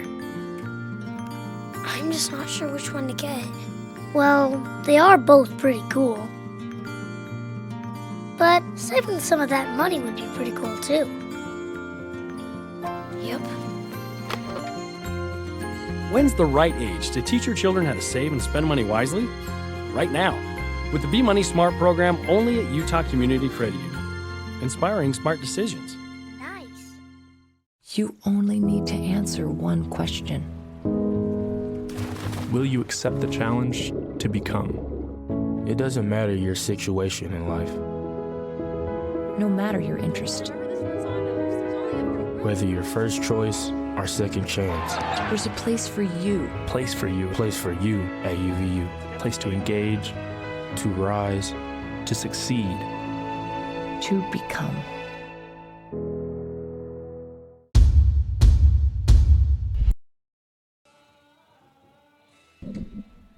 We head to the last of the 8th inning, 9-6, Utah Valley with the 3-run lead. New pitcher on for Chicago State is the right-hander Joe Fitka. This will be his 6th appearance. He's thrown 7 1/3 innings. He has an 8.59 earned run average. He has walked 11 and struck out 7. Opponents are batting .200 against the 6'5", 220-pound senior out of Anchorage, Alaska. He will face Hayes, Sims, and Plakas, 6, 7, and 8 in the Utah Valley order. After an inning atop of the 8th in which the Wolverines walked a tightrope to a certain extent. The bases were loaded, the tying run at first, but Carrillo struck out Zunkel to end the inning, and the Wolverines escaped somewhat unscathed, giving up just the 1 run. Here is Hayes. Righty versus righty. The pitch to him. A fastball misses up high. Ball 1 just above the belt.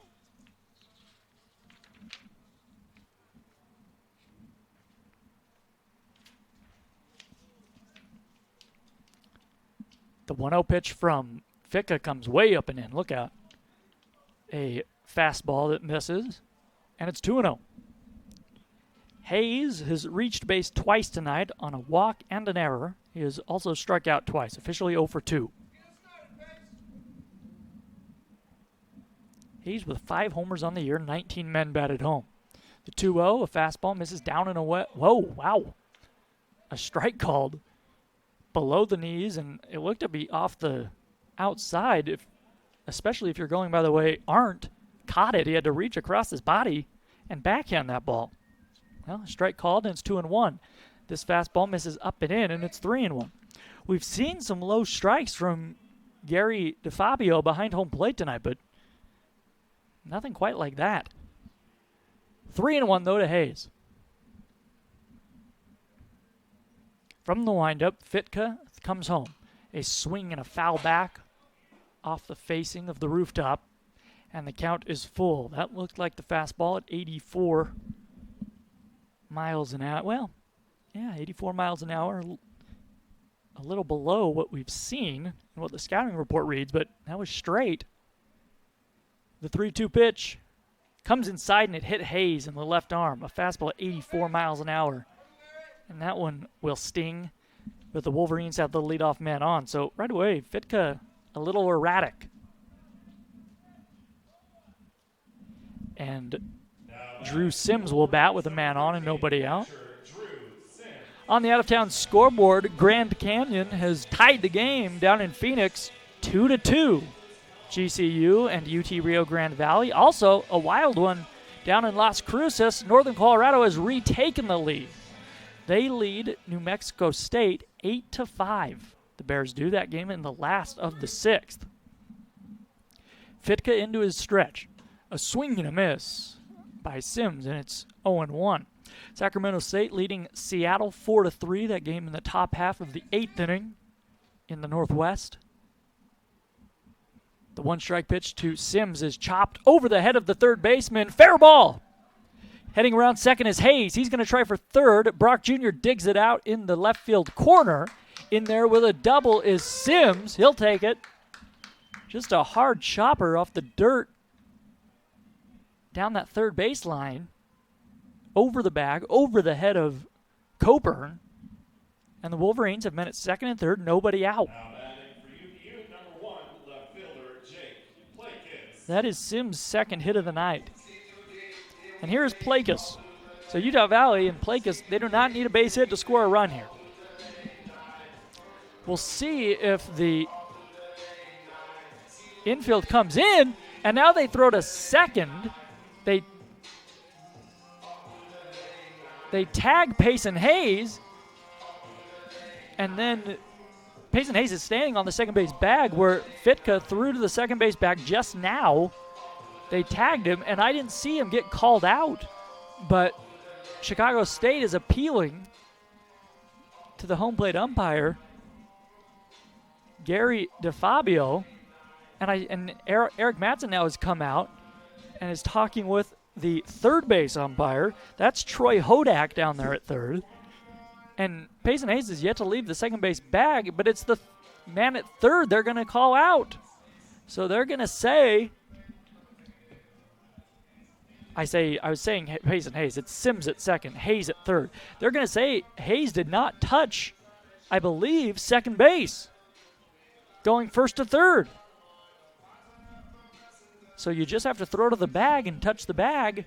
That's what they did, and they called him out. Unbelievable. We don't have a television replay to look at, but yeah, the umpires agree that Hayes did not touch that second base bag going first to third. So he is called out. And there's one away, a man at second for Plakas. So now the Wolverines do need a base hit to score. Or a mistake in the field by Chicago State as Plakas takes a ball. It's 1-0. Wow. Hayes not a great base runner.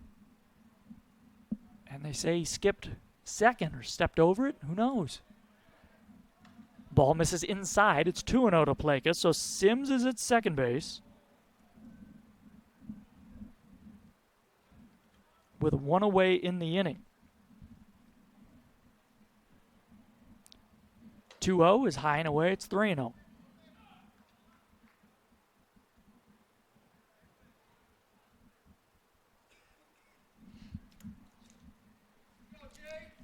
Weird, wild stuff here in Orem. The 3-0, Fitka pours in a fastball right down the middle. It's 3-1. 9-6, Utah Valley with a 3-run lead. They want to add on. We're in the bottom of the 8th. The pitch, a high fastball, not close, and it's ball 4. Now runners at first and second for Trevor Howell, who's been swinging the bat pretty well tonight. He has singled and doubled.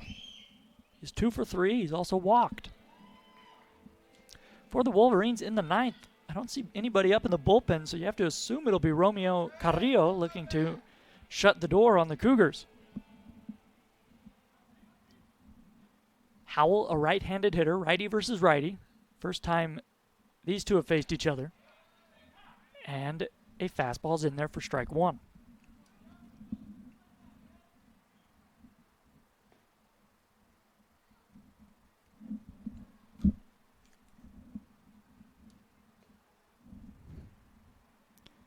A swing and a high drive into left center field.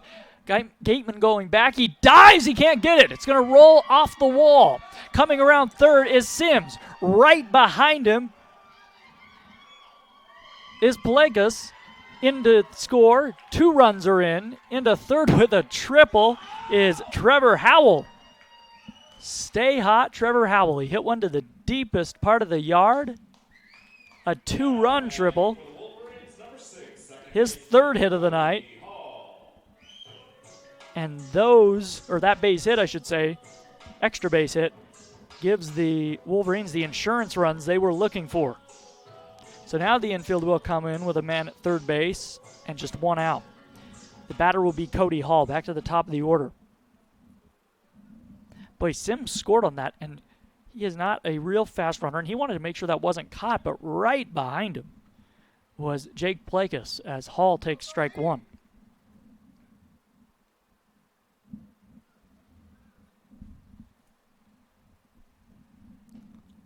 Hall singled back in the 2nd inning. He is 1 for 4. He takes a strike here at the knees. Off-speed pitch from Fitka.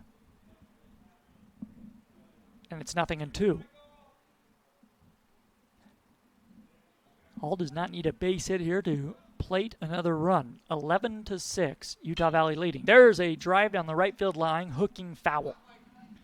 It'll one-hop the wall down there. And the count remains 0-2.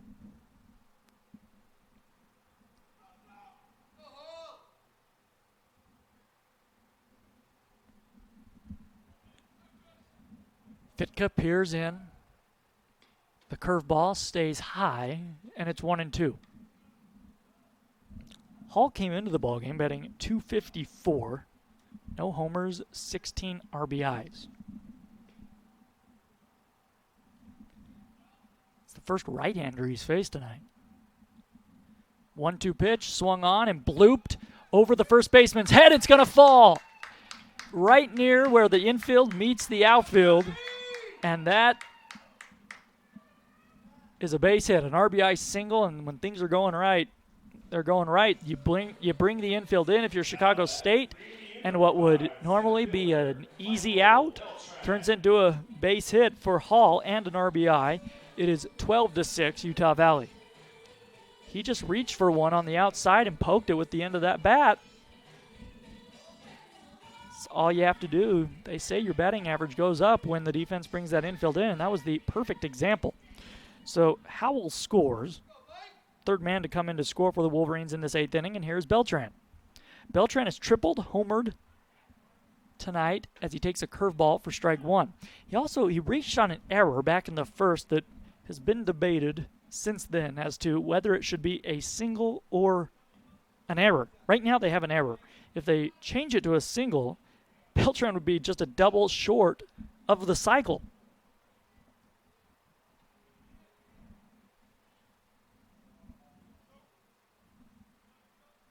He swings and fouls one back, and it's 0-2. 1 out in the inning, a man at first base.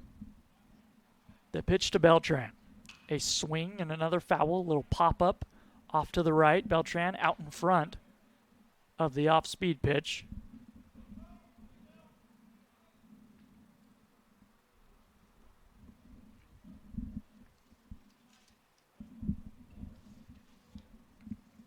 So Beltran looking to hit one into the gap. See if he can get 2 bases here and then make the official scorer's job really difficult. Ball misses low and away. Did he offer at it? No. Says Javier Cantu, the first base umpire, on appeal. And the count is 1-2. Beltran is having just a tremendous year, hitting .336.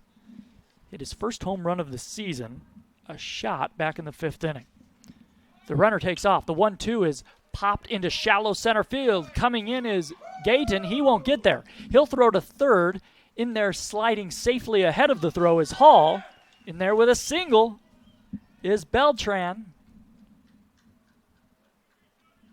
And there are runners on the corners with 1 out for Ryan Eastburn.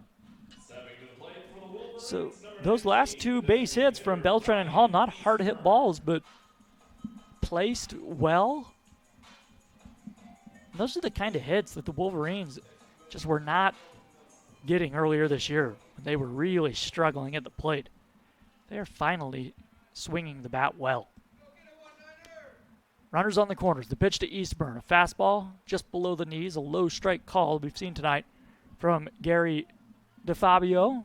0-1 to Eastburn. Eastburn, he's looking for his first base hit. He's 0 for 3. He's also been hit by a pitch and walked. The 1-strike pitch is lined into right center field, a base hit. 1 run will come in to score. The speedy Beltran will head for third. The throw from Guyton is not in time. It skips away off the screen of the third base dugout. Eastburn alertly takes second. And there are runners on second and third. 1 out. Eastburn picks up the RBI single. Takes second on the throw. And here is Alexander Marco. It is 13-6. Utah Valley, they have opened it up.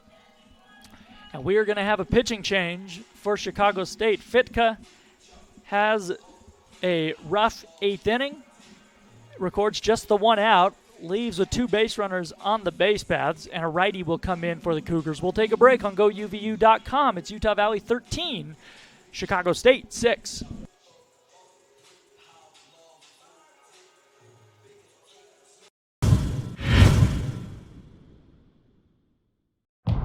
Label me.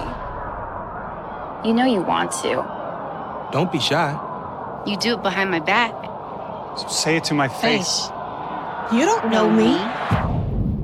You know what I am? I'm a pitcher. I'm a striker. I'm a point guard. I'm a linebacker. I'm a setter. Shortstop. High jumper. Wrestler. Defender. Goalie. Student. Student athletes. That's who we are. Thinking of buying a home? Think bigger. Because with UCCU's low interest rates and low mortgage insurance rates, you could qualify for more house with the same payment you could get from other local lenders. A mortgage with UCCU gives you more purchase power. That means more money you can put into your home or back into your pocket.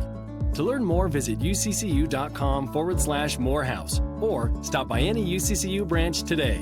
More house, same payment. Only at UCCU. Inspiring smart mortgage decisions.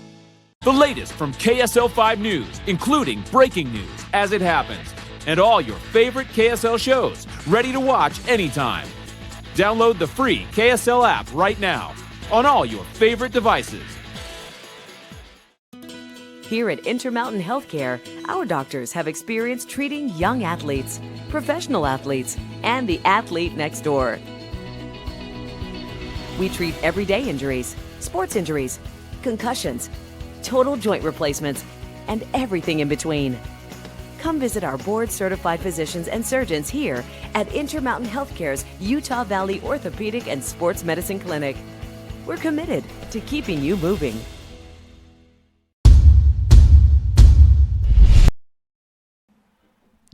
First pitch to Alexander Marco is a ball that misses up high. New pitcher on for Chicago State. It is Blake Kaplan, the right-hander. Runners at second and third. One out in the last of the eighth. 13-6, Utah Valley leading. The pitch is over the head of Alexander, and somehow Arndt springs up and makes the grab. It's 2-0 to the right-handed cleanup hitter. Well, Kaplan on the year, this will be his 8th appearance. He's thrown 13 1/3 innings. He has a ERA just above 10. The 2-0 pitch, a fastball, catches the inside corner, and it's 2-1 to Alexander Marco. Marco leads the Wolverines with 6 home runs on the year. Were he to hit one out of the park here, the game would be over. Utah Valley would 10-run rule Chicago State and would not have to go out there for the top of the 9th. The 2-1 misses up and in, and it's 3-1 now to Alexander Marco. Kaplan, 6 feet 2 inches, 220 pounds, a sophomore out at Las Vegas. The 3-1 coming. A fastball is driven deep to left. That one, if it's fair, it's gone. Foul ball. That one was just a few feet foul. A few more feet to the right, and this game would be over.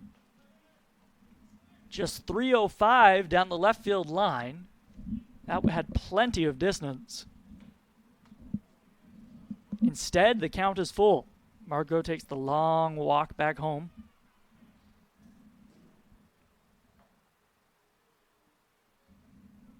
Kaplan went to Sierra Vista High School. Eastburn at second. Beltran at third. The infield in. The 3-2 is spiked in the dirt. Beltran didn't get a good breed on it. It goes to the on-deck circle. It's ball 4 on that first base side, I should mention, of the on-deck circle.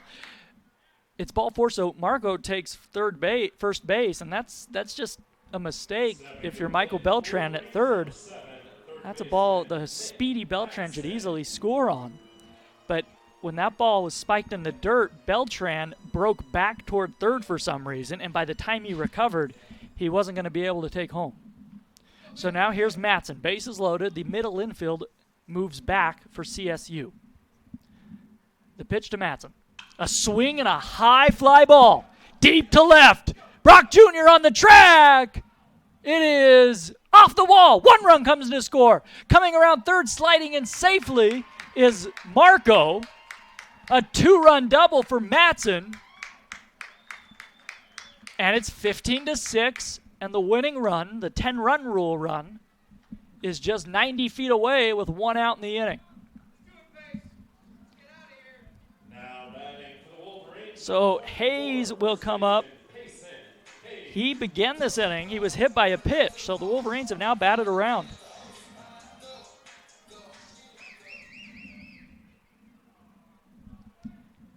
The infield, obviously, they must come in now for Chicago State.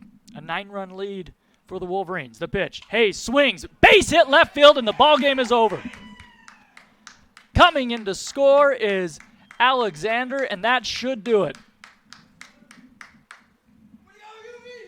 And the Wolverines, with the help of a 7-run bottom of the 8th inning, they 10-run rule the Cougars and take game 1 of this series. What a wild ball game. The final score will not be completely indicative of how close it was at times. But Utah Valley, the bats come out. They 10-run rule Chicago State. We will take a break on GoUVU.com and come back with our post-game show after this. Once again, the final, Utah Valley 16, Chicago State 6. We'll be back after this.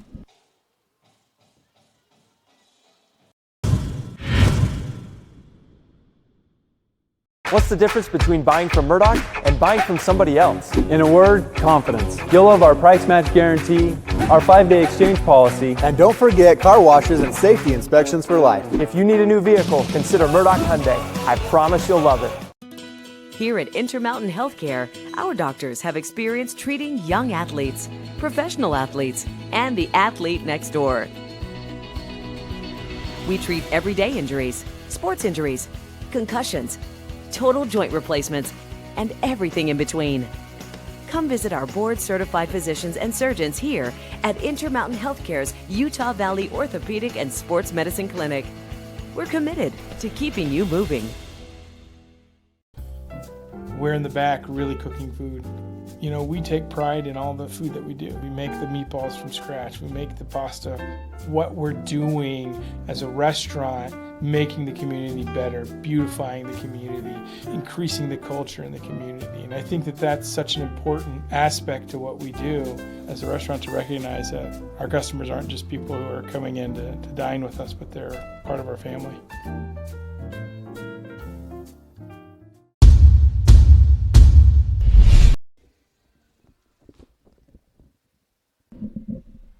Welcome back to Orem, Utah, at UCCU Ballpark. I am Jordan Bianucci. Utah Valley wins Game 1 of this series. They beat Chicago State 16-6. They 10-run ruled the Cougars in the last of the 8th inning. Take a look at our player of the game tonight. It is Michael Beltran. Beltran with a triple, a single, and a home run tonight. He is our Wilkinson's Trophy player of the game. Overall, Beltran officially, he was 3 for 6. He scored 4 runs and had the 3 RBIs. With 41 years of experience, Wilkinson's Trophy is your place for awards, screen printing, embroidery, and name badges. Check out selections online at wilkinsonstrophy.com. Well, the Wolverines have a lot to be proud of tonight. The Bats came out, obviously, in a 16-run effort on 15 hits, but also their starter, Jake Carr, went 7 1/3 innings, had a season-high 11 strikeouts.